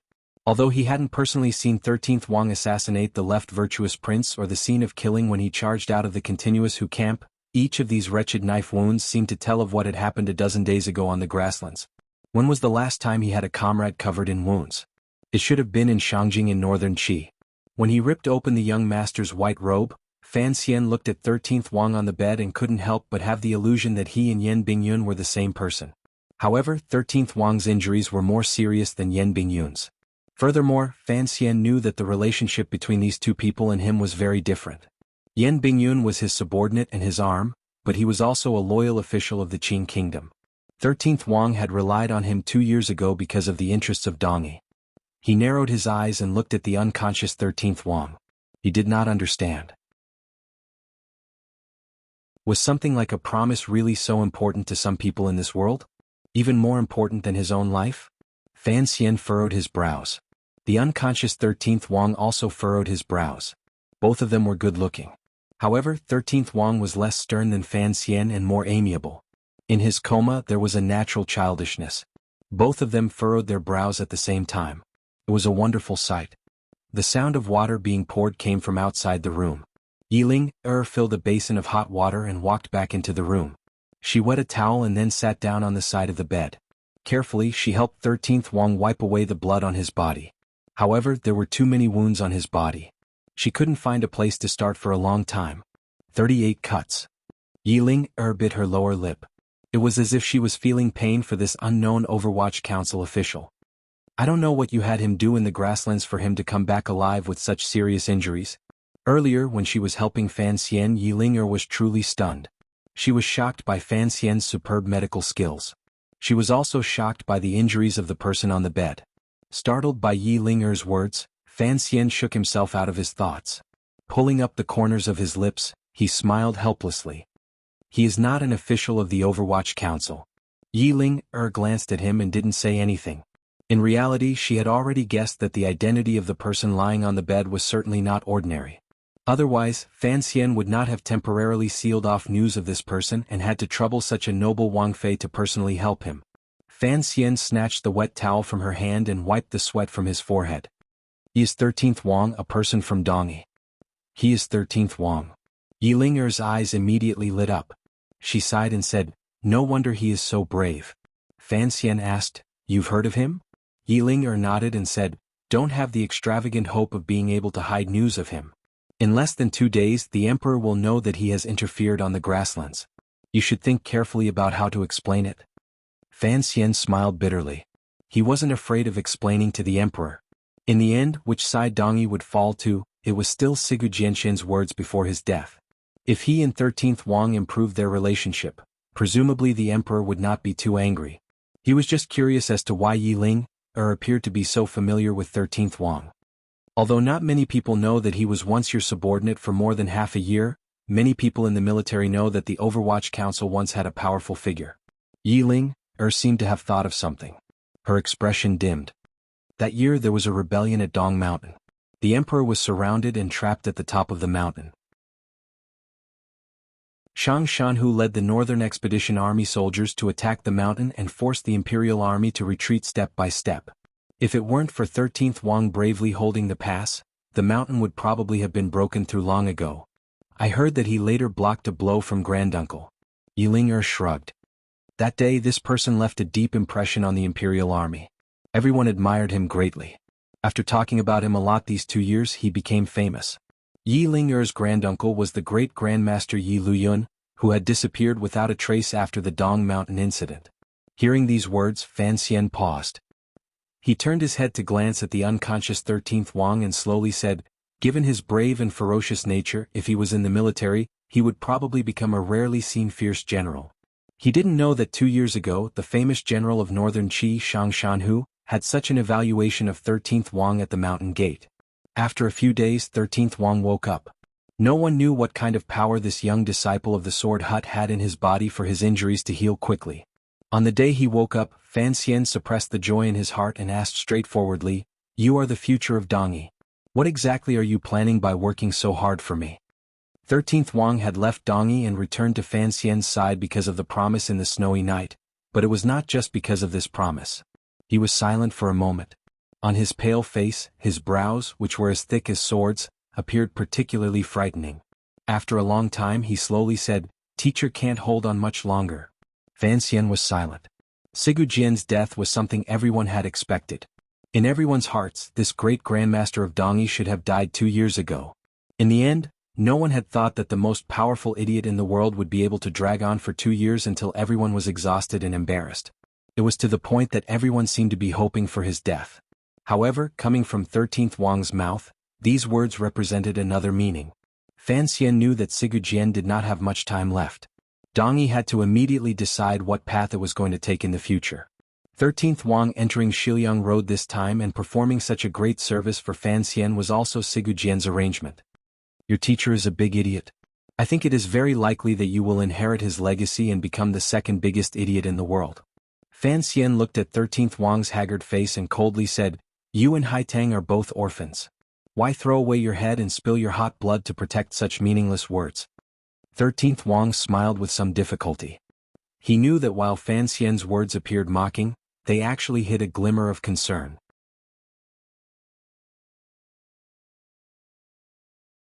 All right, during the days you were unconscious, it was she who looked after you. 13th Wang didn't turn his head. He only looked calmly at Yi Ling-er's silhouette in the distance. It was as if he was admiring a beautiful scene. Fan Xian suddenly remembered the first time he had met 13th Wang on that snowy night. He had used the name Tai Xiang and said he was going to Baoyue brothel to see all the beauties in the Qing kingdom. Involuntarily, a glimmer of a smile rose to the corners of his lips. He thought of some phrases and people. You looked calmly out the window and I looked at you silently. The curtain held both of us, savoring the gentle loneliness. Fan Xian slowly rubbed the string of beads on his wrist. It was as if he had returned to the grasslands with Haitang gently leaning against his arm. It was impossible for Haitang to suddenly appear by his side. This reality made Fan Xian feel disappointed. Although he and Yan Bingyun had used 4 months and relied on the Shadow and 13th Wang's extraordinary strength to perfectly complete the Overwatch Council's plan, when he thought of Haitang still on the grasslands and the possibility that she would forever remain in the autumn grass and blue sea, Fan Xian felt anger for no reason. This anger was mostly directed at Ku He's arrangements before his death and his hatred for the little emperor of Northern Qi. Of course, the present Northern Qi emperor was no longer small. Although the connection between the palace treasury and the north had been greatly weakened because of the Qing emperor's powerful intimidation, the Northern Qi emperor had quickly consolidated the court and fully demonstrated his ability to govern. Under the Qing kingdom's overbearing aura, he did not show any signs of defeat. On the contrary, he began to stretch out his hands and legs intending to counterattack. For example, in Shiliang Road, Fan Xian had spent a great deal of money to move Deng Ziyu back from Northern Qi's Shangjing to target Northern Qi's infiltration of Shiliang Road. Following the deaths of the Northern Qi people in the court, the Overwatch Council's purge operation in Dingzhou and Qingzhou began with a bang. Because the Overwatch Council had prepared for a long time and the person in charge of this matter was Deng Ziyu, who knew the way the Northern Qi Brocade Guard did things, it proceeded particularly smoothly. With the full cooperation of the General's Manor and the Governor's Manor of Shiliang Road, the Overwatch Council only used 10 days to capture over 40 Northern Qi spies in Dingzhou and Qingzhou. The number of Northern Qi spies who had died to the hands of the 6th Bureau of the Overwatch Council had already surpassed 100. In order to destroy Northern Qi's infiltration of Shiliang, Fan Xian had spent a great deal of money and exposed a few officials who had developed in the Northern Qi court for many years to obtain the name list. With the chief's support, in addition to the Qing kingdom's secret support, presumably, it wouldn't be long before Hu Ji's tribe would develop and grow. At that time, Chief Subida would truly have a headache. The grasslands would welcome a truly difficult time. Concerning this matter, Fan Xian had only made the beginning. He dug 2 shovels and threw down a seed. He then waited for the seed to germinate, grow, and take over the place where the grass grew. It had to be admitted that his 2 shovels, particularly the one 13th Wang had swung down, had truly taken the lives of the Hu people. Fan Xian stayed in Qingzhou not just to watch the show on the grasslands. He also wanted to watch the show playing out in Qingzhou. However, before he could finish watching the show in Qingzhou, he received a secret report from Jingdou. This secret report from Baoyue brothel regarding the great prince made him angry.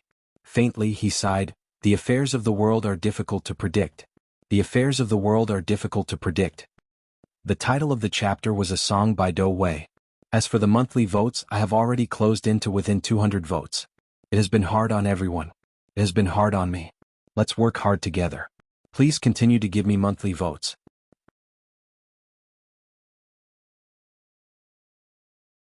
Chapter 6:11.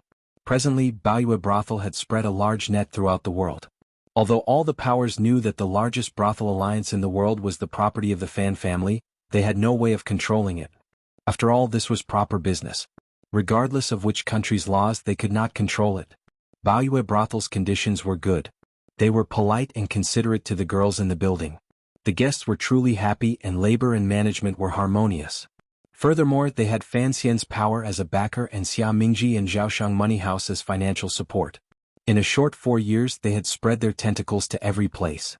Although Baoyue Brothel's intelligence gathering was not as professional or powerful as the Overwatch Council's, at least it provided Fan Xian with another source of information.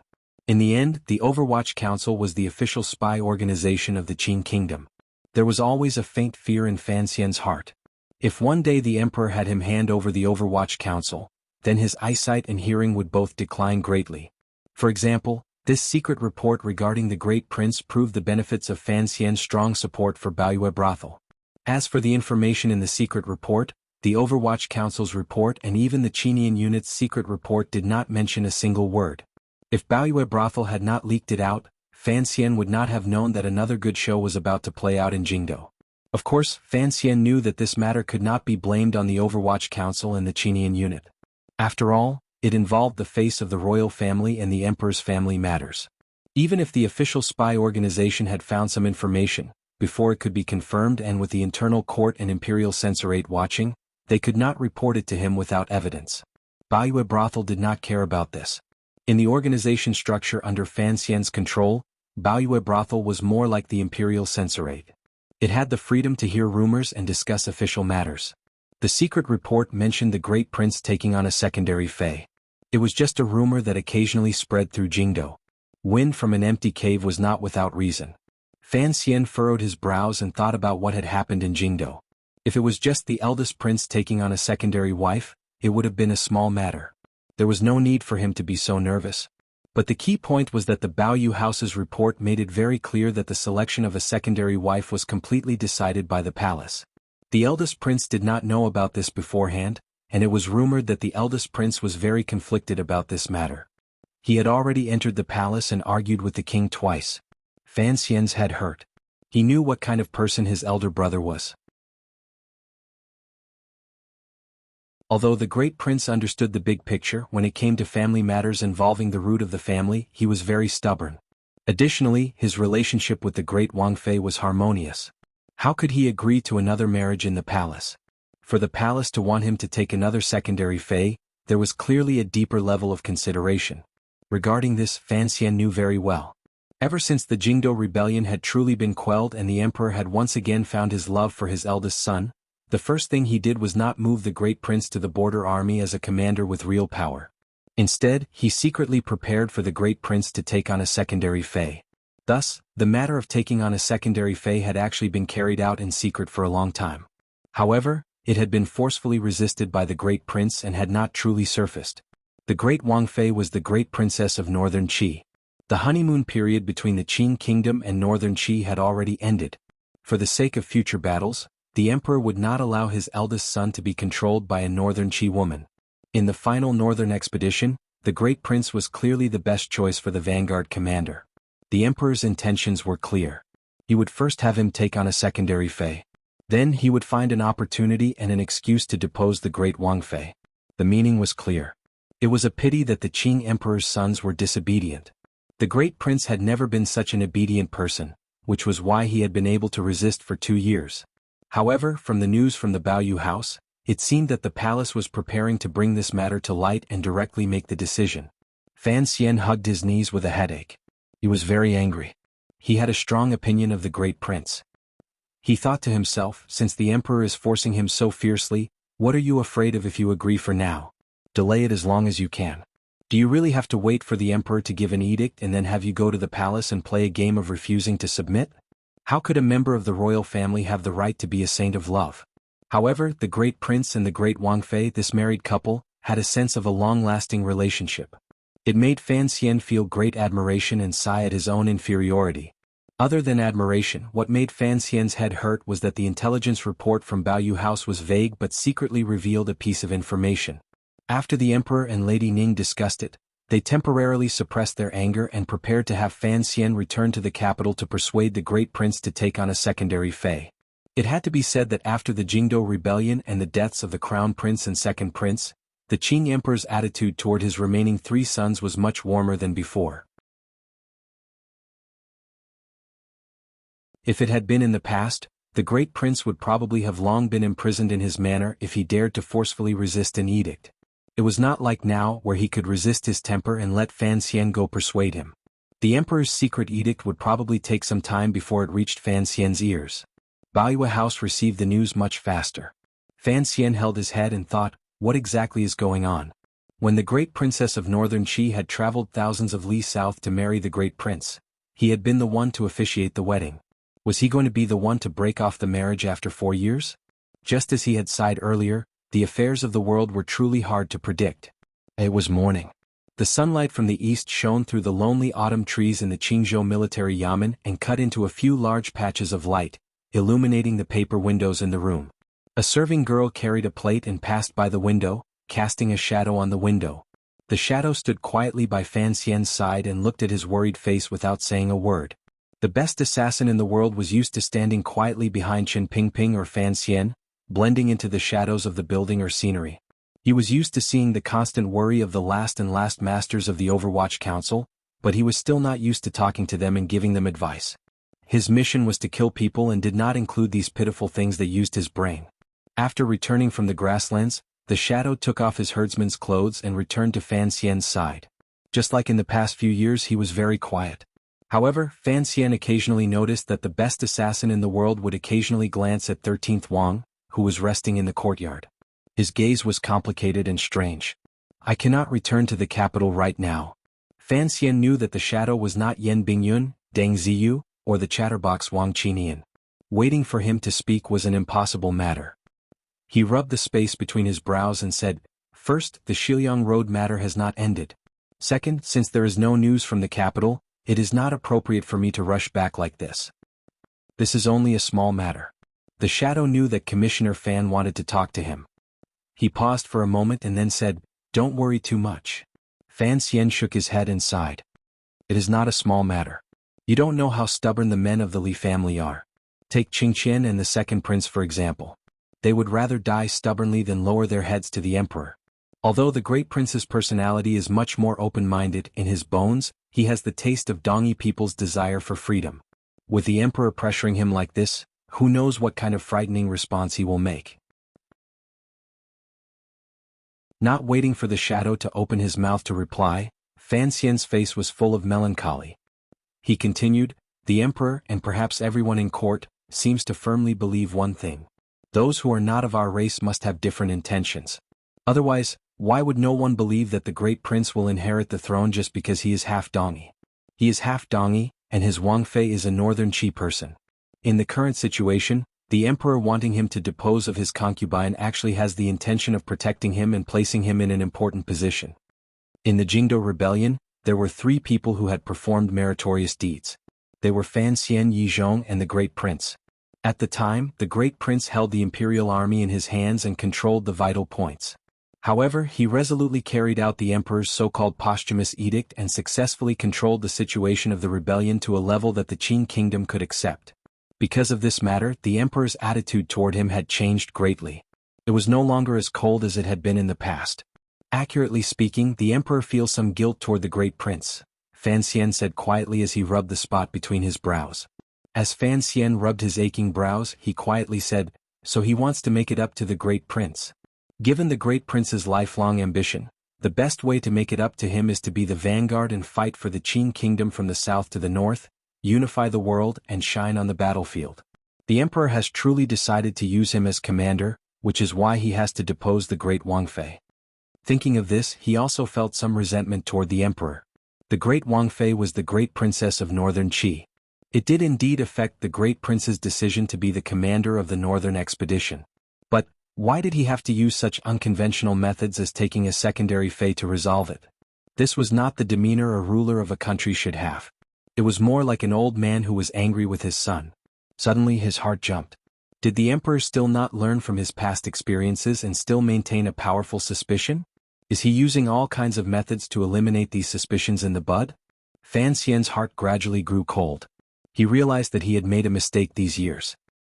He had still underestimated the emperor's powerful desire for power and the emperor's natural paranoia and coldness. It was difficult to be a son. It was even more difficult to be the son of the emperor. It was even more difficult to be the son of the Qing emperor. Fan Xian let out a shaky breath. He knew that after he returned to the capital, he would probably be stuck between the emperor and the great prince. It was better not to think about this problem for now. But he was a little curious. He didn't know whose daughter the emperor had appointed to the great prince's side concubine was, and which noble or minister was so unafraid of death that they dared to send their daughter into the mouths of the tigress great Wang Fei, the great prince, the male tigress and the old tigress concubine Ning. After the Jingdo rebellion, the emperor remembered Lady Ning's merits and took into account the great prince's face. After a delay of more than 20 years, he finally made her an imperial consort. However, after this Dongi female slave became an imperial consort, she still did not change her past shrewish personality. She was still full of tiger nature. The great prince's family was a tiger forest. In any case it could not be Ruorwo. Fan Xian was confident of this. Presently the emperor trusted and favored him greatly. He also knew that for the sake of Ruorwo's marriage, he had not hesitated to beat Hongqing into a lewd person. Naturally he would not use this to seduce him and lose the big for the small. Fan Xian stood and pushed open the door. He welcomed the courtyard filled with the colors of autumn and no longer thought about the troubles in Jingdo. It was already late autumn. As far as the eye could see, the military yamen was filled with a clean and distant color. The sky was very high and the clouds were very light. It made one feel a sense of open-mindedness at a glance. The city of Qingzhou was close to Shihu and had the air of the grasslands. Perhaps only in this kind of place could people cultivate a cheerful and beautiful mood, such as the unusual great prince of the royal family, or the unusual Yi Ling-er of the nobility. Fan Xian smiled slightly as he gazed at the girls in the courtyard. He thought to himself that the great Wang Fei's present situation was very difficult, but the second Wang Fei seemed to have gradually shaken off the shadow of the second prince's death. There were always some good things that happened in the world. 13th Wang's body recovered quickly. He was now able to wander around the Qingzhou military yamen in a wheelchair. Because of Yi Ling-er's words, Fan Xian couldn't be bothered to do any more useless concealment. He called for a few girls to be responsible for pushing the cart and sent a few subordinates of the 6th Bureau to follow him and protect his safety. During these dozen days, Fan Xian had been busy communicating with Dingzhou and leading the counterattack in Shiliang Road. He also had to carry out private transactions with the grasslands.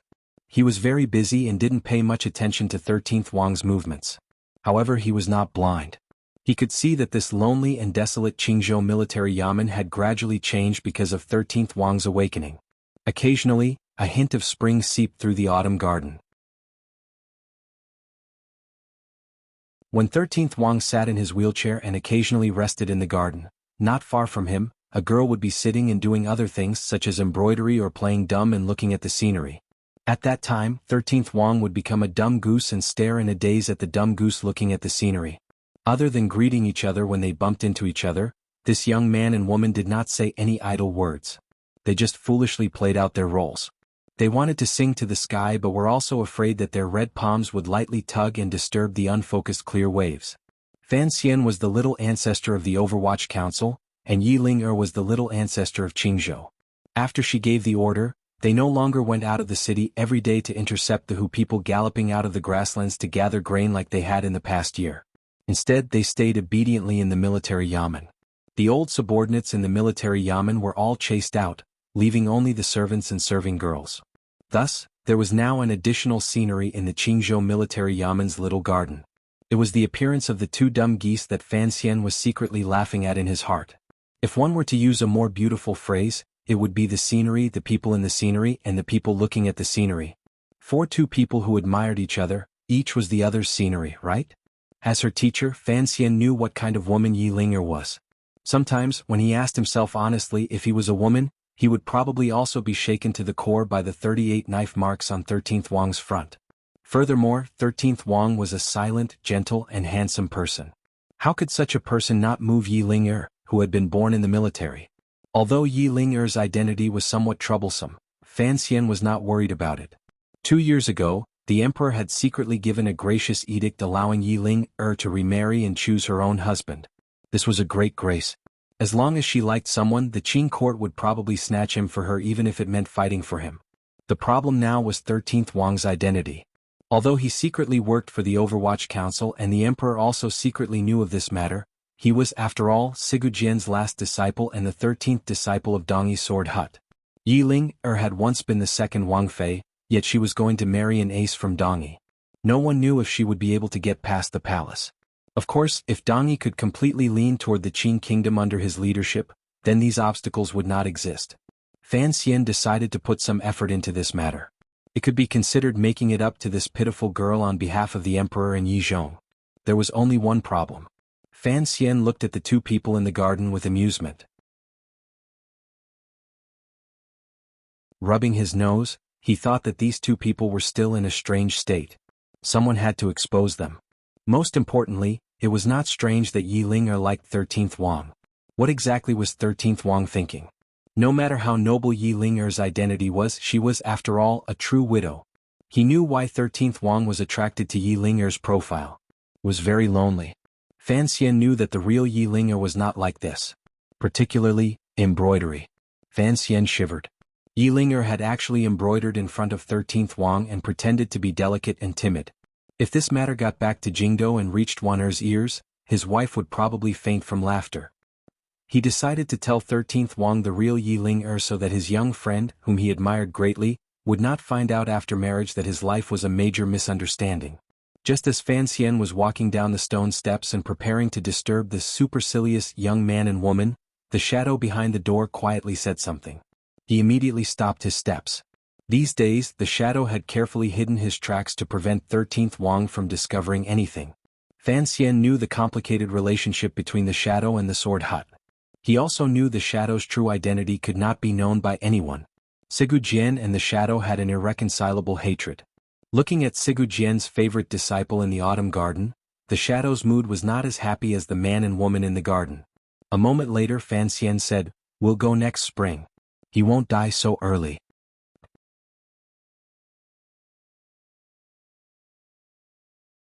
Chapter 6:12. As for Sigu Jian's life and death, the shadow was more concerned than anyone else. He did not want Sigu Jian to die to someone else's hands, even if it was the merciless hands of heaven. Many years ago, Dongyi had suddenly fallen into chaos. Sigu Jian had gone mad with his sword and slaughtered all the elders and relatives of his clan. Only the 16-year-old shadow had escaped. From the age of 16, the shadow's life had continued with the thought of revenge against his elder brother. He gradually sank in powerful fear and anger and became the shadow behind the two leaders of the Overwatch Council. The reason Sigu Jian was called an idiot was probably because his methods when he slaughtered his own clan were too bloody and crazy. As for how the shadow escaped Dongyi, met Qin Pingping and was accepted into the Overwatch Council by Qin Pingping, became loyal and fought to the death, that was perhaps another long story. Fan Xian was not very clear on this point and didn't want to ask too closely. Everyone beside him had their own stories and their own secrets, such as Jinggu, the Yan family, and the shadow. However, he knew the identity the shadow hid in the deepest part and the blood feud between him and Sigu Jian.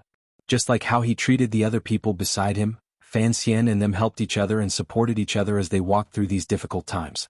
Fan Xian didn't turn his head. In a quiet voice he said, "I know you've always wanted to ask him something. Don't worry, you will definitely be able to ask." The shadow was silent for a moment and then disappeared behind Fan Xian. He did not let 13th Wang and Yi Ling-er in the garden detect a trace. Fan Xian was silent for a moment and then walked toward the garden. In a moment, he had arrived between the silent man and woman. 13th Wang raised his head and glanced at him, feeling slightly surprised. The Qing court was currently in Shiliang Road fighting the Hu people of the grasslands and northern Qi's reinforcements. For a dozen consecutive days, Fan Xian had been extremely busy because of this matter. Why did he have the leisure to come out to the garden now? Yi Ling-er had her head bowed as she worked on her taut embroidery frame. She had long since sensed Fan Xian's arrival, and immediately jumped out of the quiet, peaceful and happy atmosphere she had been in. Her heart was filled with hidden bitterness, and the already slow speed of her needles became even slower. It didn't seem like she was embroidering, but more like she was using the tip of a thin needle to tickle the taut fabric. Fan Xian stood between the two of them. Since they did not speak, he could not find any reason to speak. With his hands behind his back, he put on an expression as if he knew everything. Gazing at the lonely autumn trees outside the garden, He pretended to be elegant. Seeing him act so pretentiously, 13th Wang didn't know if Fan Xian had seen through the thoughts he had never expressed. His gaze became slightly chaotic. Yi Linger glanced at him, lowered her head, and gently bit her lower lip. The time had come.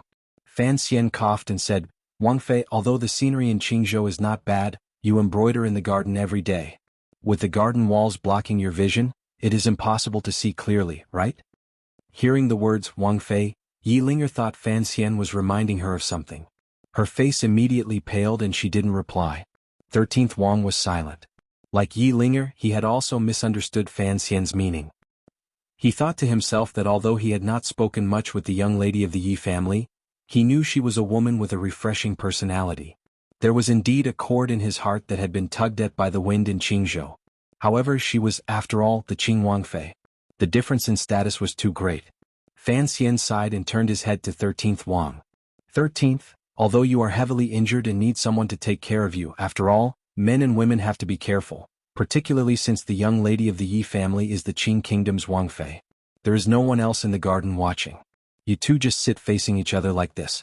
You have to think about how I will explain this to the palace when I return to the capital. These words made things clear.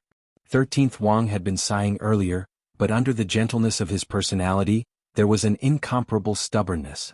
Raising his brows, he looked at Fan Xian and said, "I'll leave the manor immediately." Yi Linger raised her head in shock and glared fiercely at Fan Xian. Fan Xian's heart jumped slightly. Shortly after, he smiled warmly and thought to himself that this was a 13th Wang worthy of his trust. Ignoring Yi Linger's angry glare beside him, he flipped his palm and drew 3 circles in the air. He then grabbed at the embroidery cloth in front of Yi Linger. It was gentle and windless, but it was also very fast. It was the little trick he had relied on to become famous. Yi Linger's fingertips unconsciously tightened. The embroidery needle carried the sound of the wind as it pierced toward Fan Xian's wrist at a tricky angle. This was also a little trick. However, these tricks had been taught to her by Fan Xian, so how could she stop Fan Xian from stealing the cloth? With a flash of a figure, Fan Xian had already taken the embroidery cloth from her hands and floated to 13th Wang's side. With a smile he said, 13th, I was just afraid you'd be tricked. Our Wang Fei is not a young lady of a large family who knows how to embroider. 13th Wang was slightly startled. He didn't understand why the commissioner would suddenly say this. Immediately after, he saw Fan Xian place the embroidery cloth in front of his eyes.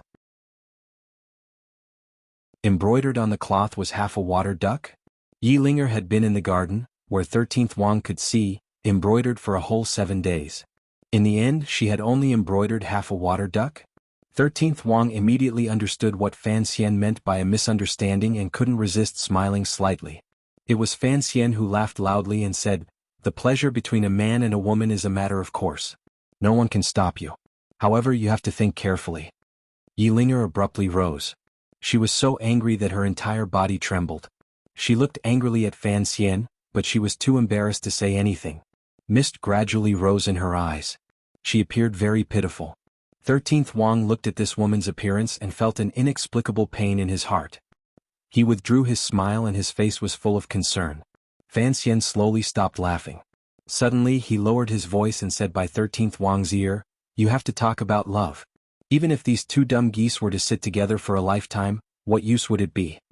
13th Wang knew that this person had come specially to help him break through the layer of paper on the window. Other than feeling slightly embarrassed, he couldn't help feeling grateful. However, he was unable to speak as shamelessly as Fan Xian. Yi Linger didn't know what Fan Xian had said. Looking at the 2 of them whispering to each other, she felt very uneasy. Fan Xian had finished what he needed to do and leisurely walked toward the front yard of the military yamen. His posture was relaxed as if he had done something very good and was very pleased with himself. Yi Linger looked at his retreating figure. For some reason, a great dissatisfaction rose in her heart. She huffed lightly and mockingly said, "Teacher, I don't know how to embroider, but this water duck, I'm afraid, it's better than the one in your house."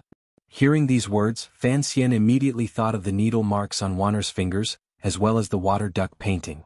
A chill ran through his body, and his face was filled with embarrassment. How could he reply? He quickly fled into the wilderness. Looking at this scene, Yi Linger giggled. Her laughter echoed like silver bells in the autumn garden in Qingzhou. However, the person beside her did not laugh. He only looked at her quietly and appreciatively. It was boring to laugh alone. Yilinger awkwardly stopped laughing. During the dozen days 13th Wang had been recovering, she had indeed restrained her free and arrogant nature. She appeared particularly peaceful. Unexpectedly, Fan Xian had still managed to break through. She didn't know if this scene fell into the man's eyes or if he would feel that she was too bitter. Countless thoughts immediately flashed through her mind. The emotions in her eyes were incomparably complicated. 13th Wang was actually a bit nervous, but he hid it well on his face. Looking at Yilinger, he said, "I am Wang Shi, formerly known as Tai Xiang. I am the 13th disciple of Dongyi Sword Hut. Thank you for your care these days. I cannot thank you enough." Yilinger had not thought that he would suddenly speak so seriously. Her heart was a little flustered. She calmed herself and returned the greeting. Lightly she said, "Sir Wang is too polite." In Yilinger's opinion, it was much more relaxed and natural to use an official's title to refer to him. She did not understand. They had already known each other for a dozen days and had only exchanged a dozen sentences.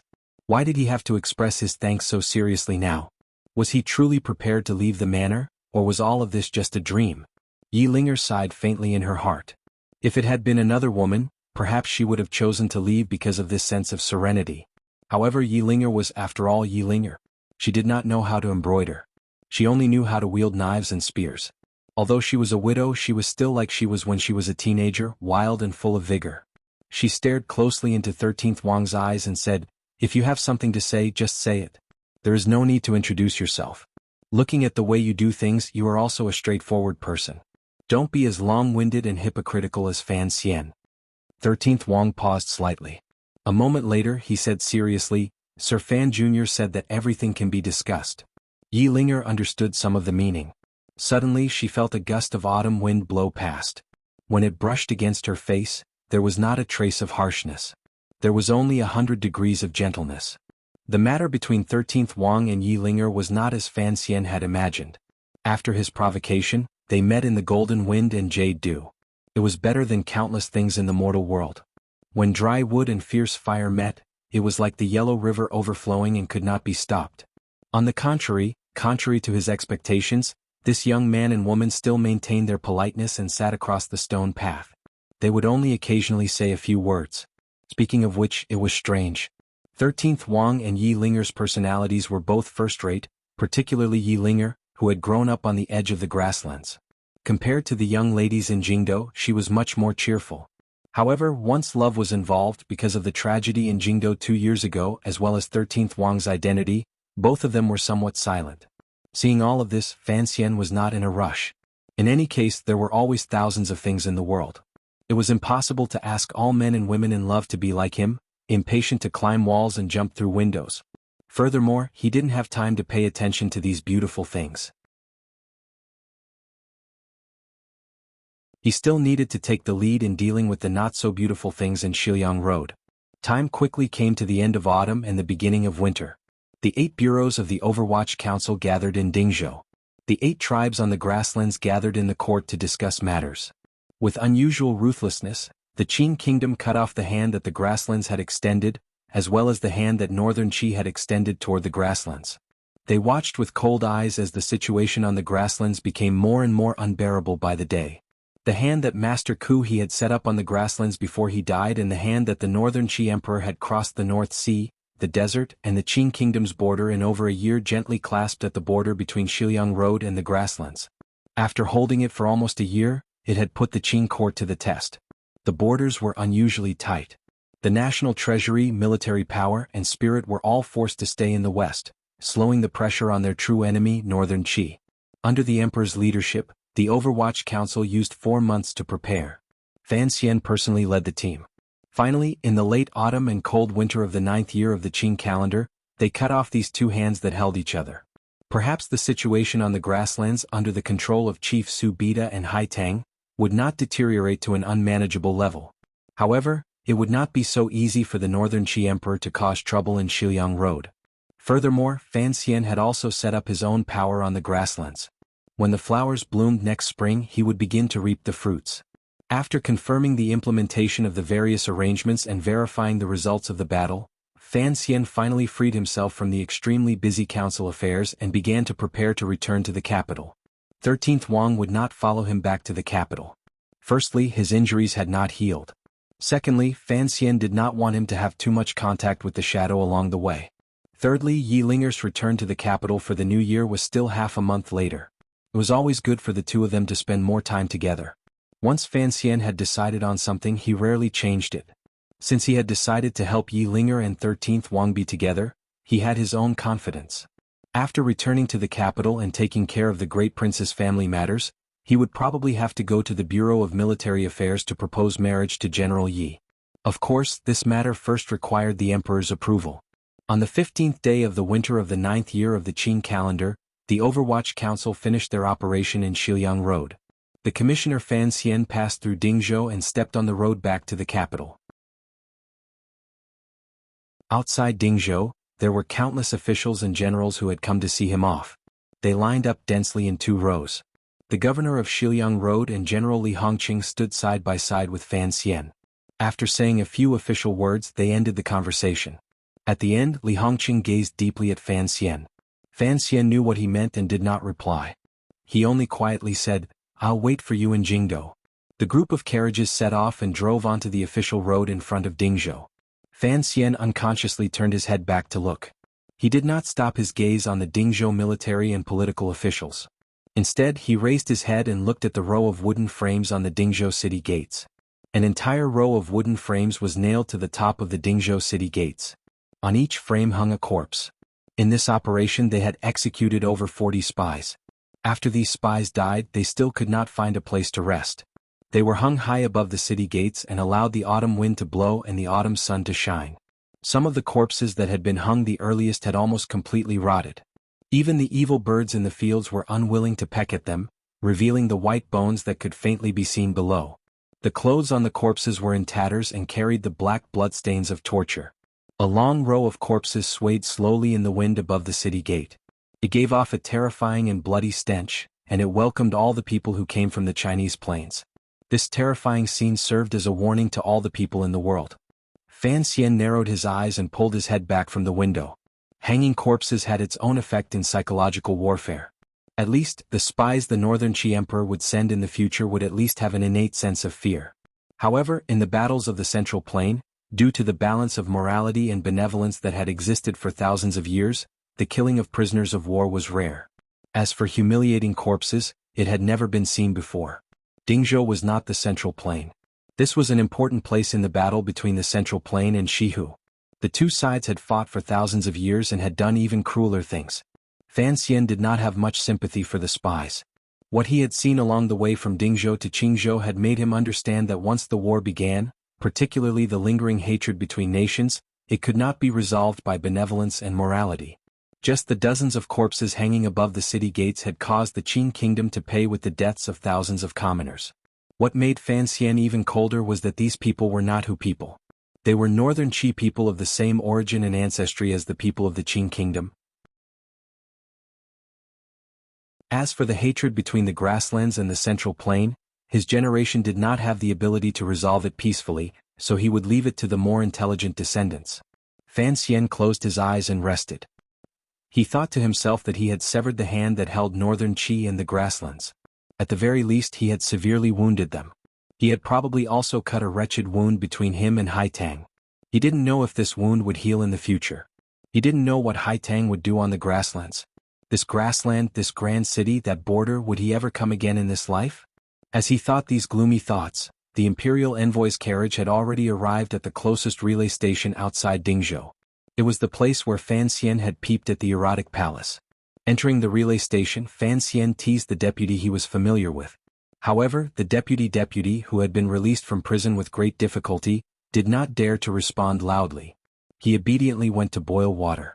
Fan Xian looked at Deng Ziyu beside him and said, "Ziyu, I'll need you to endure in Shiliang Road for another 2 years." All 8 bureaus of the Overwatch Council had sent important officials to Dingzhou to supervise the battle. Deng Ziyu had been summoned back from the distant northern Qi by Fan Xian. Now that Fan Xian had left, the matters of Shiliang Road were all handed over to Deng Ziyu. The officials saw the imperial envoy out of the city and returned, but the officials of the Overwatch Council saw them all the way to the relay station. Deng Ziyu nodded and said, "I'll listen to your arrangements." Fan Xian thought for a moment and gave him some instructions. He then began to read the court bulletins from Jingdo. A moment later his eyes narrowed slightly. As the second person in charge of the Qinian unit, Deng Ziyu had served Sir Fan Jr. for a long time. Seeing him narrow his eyes, he knew something troublesome had happened. Fan Xian smiled and said, "It was mentioned in the council bulletins. The court bulletins have finally confirmed that the commander of the imperial army in the palace has changed." Deng Ziyu's heart jumped. He thought to himself, the great prince has always been safe in leading the imperial army. Why would there suddenly be a change?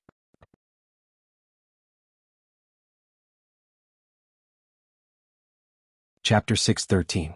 The court bulletin and council report stated clearly that the position of commander of the Jingdo Imperial Army was no longer held by the great prince. It had been given to Gong Dian. After Gong Dian had quelled the rebellion in Jingdo, he had once again taken up his old position as commander of the palace guards.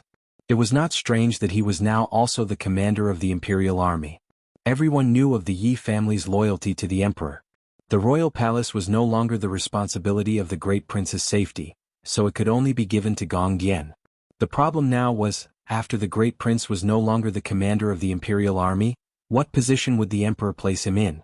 The court bulletin did not say, and there were no clear rumors in Jingdo. Fan Xian looked at the paper in his hand and couldn't help but shake his head. A few important appointments had been made in Jingdo. These appointments were all concentrated in the military. It was clear that the emperor had some thoughts. Furthermore, he was beginning to open up a position for the great prince. What caught Fan Xian's attention the most was that the commander of the Jingdo garrison, Xiao Jinhua, had been removed from his position and had been transferred to the Nanzhao border army to be the deputy governor.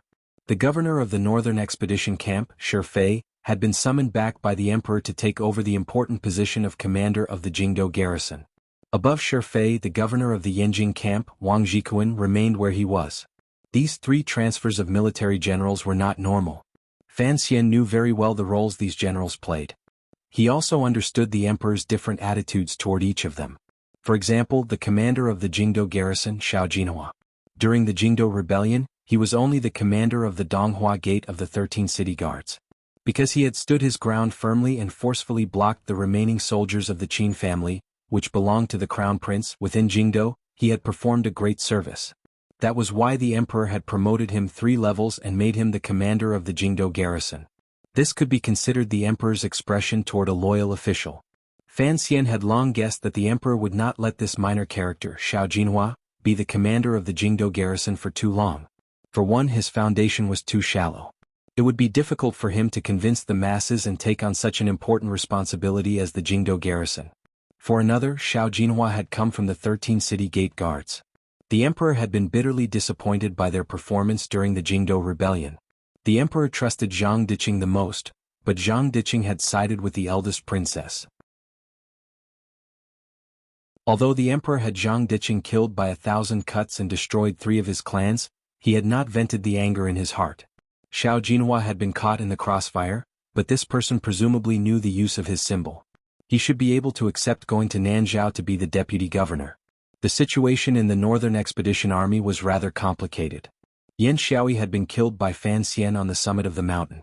The Qin Kingdom's Northern Expedition camp next to Cangzhou had been implicated in the rebellion and had faced countless purges in the past 2 years. The court had never allowed General Shi Fei to officially take over the position of governor of the Northern Expedition Army. Instead, he only had the right to know that he was under the jurisdiction of the Yanjing camp's Wang Jikuan. General Shi Fei had been Wang Jikuan's deputy for the past decade, so there should be no problem with this arrangement. Since the emperor had Shi Fei return to the capital to take over as commander of the Jingdo garrison, the position of governor of the Northern Expedition camp was empty. Who was it for? Fan Xian shook his head and thought that probably everyone could see clearly that the position of governor of the Northern Expedition Army, which was at the heart of the world struggle, was left for the great prince. It seemed that after the emperor had rested for 2 years, he had finally begun to lay down his chess pieces step by step. During these 2 months, the Overwatch Council and Dingzhou Army had forcefully stabilized the situation in Xiliang and the grasslands. The emperor finally had the spare time to prepare everything in the northeast. However, if the great prince was to become the commander of the Qing army's vanguard, control the 100,000 soldiers on the front lines, and become the powerful governor of the Northern Expedition Army, then he would have to accept another of the emperor's arrangements. He would take in a secondary Fei. When the troops were sent out, it would be the time for the great Wang Fei to leave court. The great prince is not like that, Fan Xian furrowed his brows and thought. Fan Xian furrowed his brows as he thought. The emperor had already paved the way for the great prince to lead the Qing army and fight on the battlefield. He was just waiting for the great prince to understand his painstaking efforts and walk this path. Although the great prince liked the battlefield, he probably wouldn't do such a thing. Thinking of how he would be forced to do such a thing under the emperor's pressure after he returned to the capital, Fan Xian felt annoyed and couldn't help but grunt. Although this grunt was very quiet, it gave Deng Ziyu and Mu Feng a fright. They didn't know what had happened. It's nothing. Hurry and rest. We still have a long journey tomorrow. Fan Xian rubbed the spot between his brows and waved his hand at the two of them. After thinking for a bit, he asked Deng Ziyu to stay. He looked at Deng Ziyu and was silent for a moment. He then said, "You've been stationed in Shangjing for a long time. Do you know how the northern Qi people view Shi Fei?" During these 2 years, Shi Fei had been stationed in Sangzhou, leading the northern expedition camp to contend against the famous general Shang Shanhu. Although he had suffered some losses, he was not anxious or impatient. He had stabilized the situation very well. Deng Ziyu thought for a bit and then said, "General Shi Fei has always been Governor Wang's assistant in the Yanjing camp. His reputation was not very prominent. It was only after he went to the northern expedition camp 2 years ago that he gradually became known to the Qi people.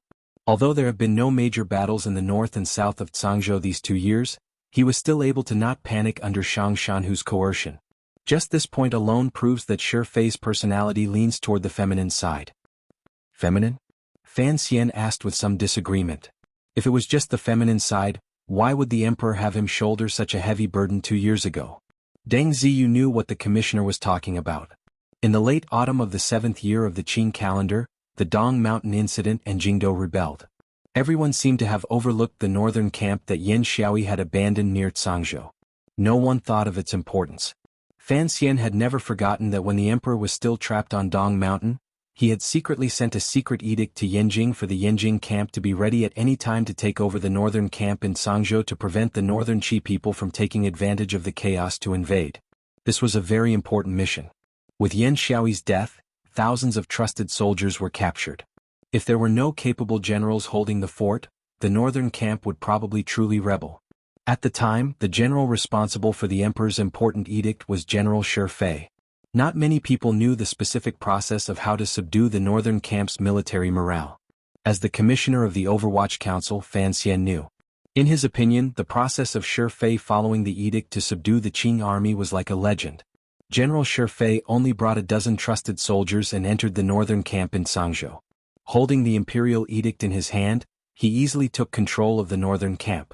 Faced with 100,000 soldiers, where did this general get his courage and ability to make the northern camp, which Yan Xiaoyi had run for many years, as docile as a warhorse? For someone to be able to do such a thing, he was definitely not just feminine. The pain between Fan Xian's brows grew. He kept feeling as if there was a shadow shrouding his mind. The emperor had decided to have the great prince lead the army on a northern expedition. This was expected. For a powerful figure like Shi Fei to not stay on the front lines but instead be transferred back to Jingdo to be the commander of the Jingdo garrison, who was he targeting? As early as when the former crown prince left for Nanzhao, Fan Xian had deduced that once the eldest princess's power melted like ice and snow, what welcomed him immediately would be the emperor's merciless reduction of power as well as the palace's merciless attacks on the older figures of the court. During these 2 years, the Overwatch Council's power had been reduced significantly. Fortunately, the emperor's trust in him grew with each passing day.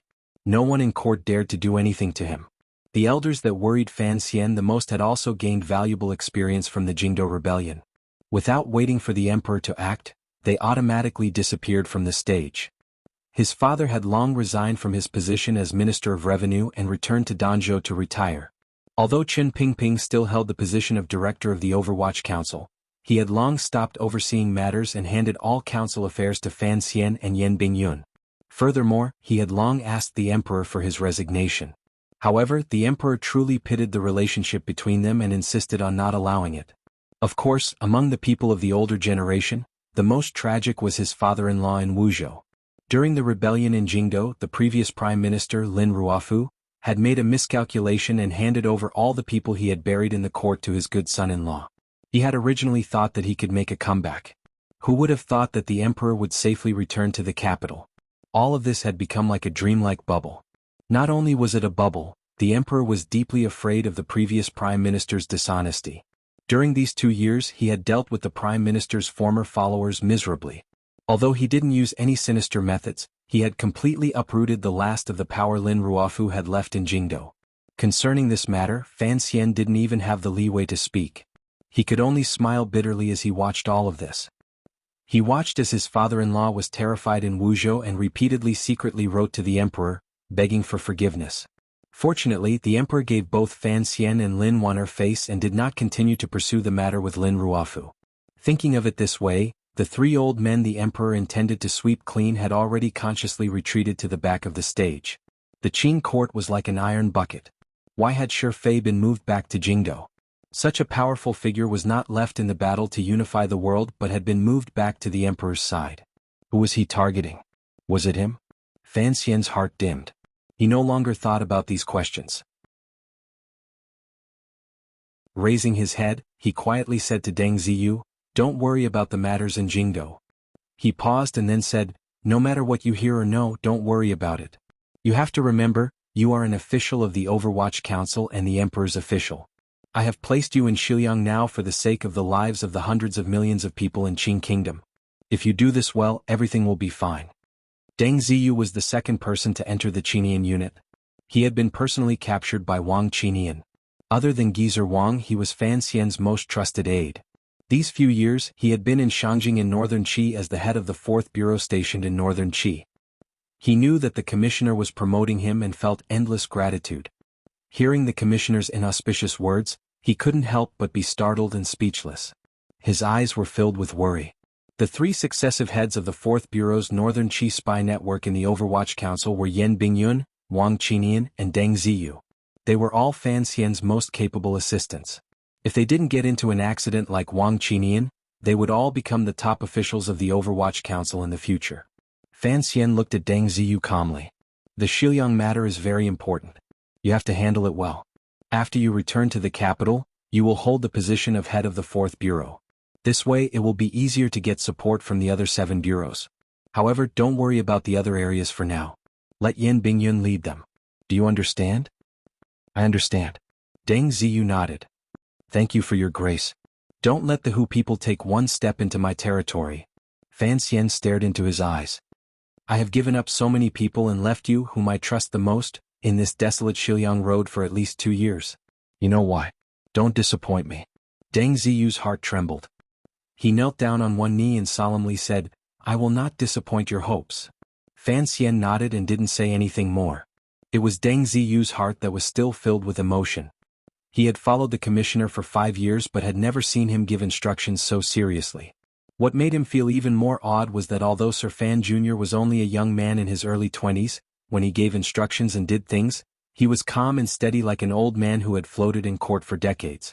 He hesitated for a moment and then said, "Concerning Songji Xianling, the news that Songji Xianling was a Haitang would slowly spread out. At least for now, other than Fan Xian, only Deng Ziyu knew this secret." Hearing this request, Fan Xian fell silent and didn't reply for a long time. A dozen days later, the imperial envoy Fan Xian's group of carriages arrived outside Jingdo. 3 days ago, Fan Xian had given an order for all of the guards of honor and other eye-catching things to be removed.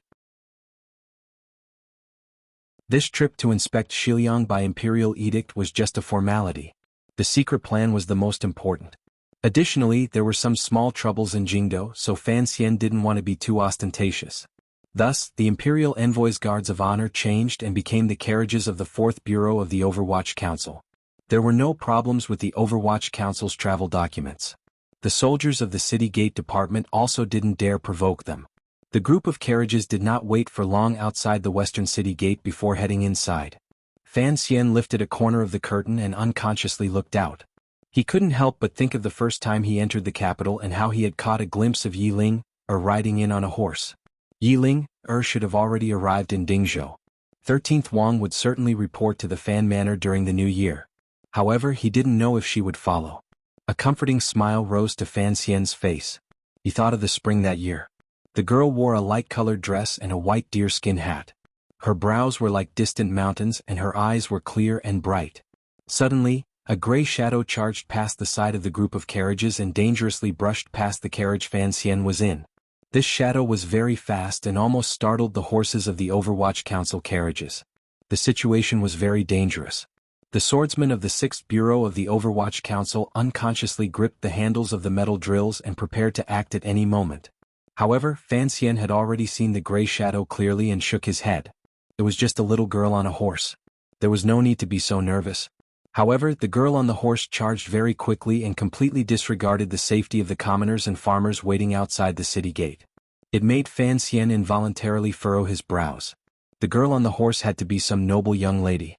Otherwise she wouldn't be so arrogant. Fan Xian stuck his head out of the window and narrowed his eyes at the girl charging through the city gate. He looked at the group startled by her horse, as well as an old farmer who had fallen to the ground in fright. His mood became terrible. There were many reasons for his terrible mood, but one of the most important was that the noble young lady was riding a horse in a dress like Yi Ling. She also wore a white deerskin hat on her head, and it was also the same as Yi Ling's. Whose family is this young lady? Her conduct is so unbearable, Fan Xian asked Mu Feng beside the carriage. Mu Feng's family worked in the 1st Bureau of Jingdo and was familiar with the members of the noble families in Jingdo. Mu Feng looked at the disappearing horse in the distance and only shook his head to indicate that he didn't know. It was a member of the Qinian unit who had come out of the city to welcome them who said in a low voice, "It should be the young lady of the Wang family." The Wang family? Fan Xian's brows rose slightly.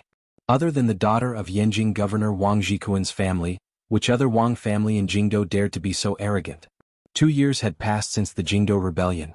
The Yanjing camp had performed exceptionally well in quelling the rebellion. Not only had they helped the emperor clear the entire Dongshan road, but they had also taken control of Yan Xiaoyi's northern expedition camp. Presently Wang Zhikuan was far away in Yanjing, and Shi Fei had been transferred back to Jingdo. This was the so-called Yanjing faction in the military. It was a time of great imperial favor. It is the young lady of Governor Wang's family. It is said that the governor is grateful for the imperial favor and misses his old home in Jingdo, so he had this young lady return to Jingdo. The present commander of the Jingdo garrison, Shi Fei, was Governor Wang's subordinate in the past. This young lady calls him uncle. It is said that she liked the elegance of the young lady of Jingdo the most, so the member of the Qinian unit explained in a low voice. A good subordinate would always analyze the situation for the superior to prevent any unnecessary problems. She wants to learn from Yi Ling? The smile at the corner of Fan Xian's lips was slightly strange. The first time I saw Yi Ling outside the city gates, the people of Jingdo automatically made way for her. I have also never seen my disciple randomly wave a whip to chase people away. Looking at this scene, he gradually understood who the great Princess Secondary Fei was. His expression gradually darkened. Don't enter the palace first. Go around to Prince Huqing's manor. You're tuning in to the Han Li's Wuxia Chronicles YouTube channel. We're so grateful for your support, and don't forget to subscribe to join us on this incredible journey through captivating stories. Your generosity through donations truly makes a world of difference, as it's the primary source of revenue that allows me to expand and enhance this channel for you. Thank you from the bottom of my heart for being a part of this adventure.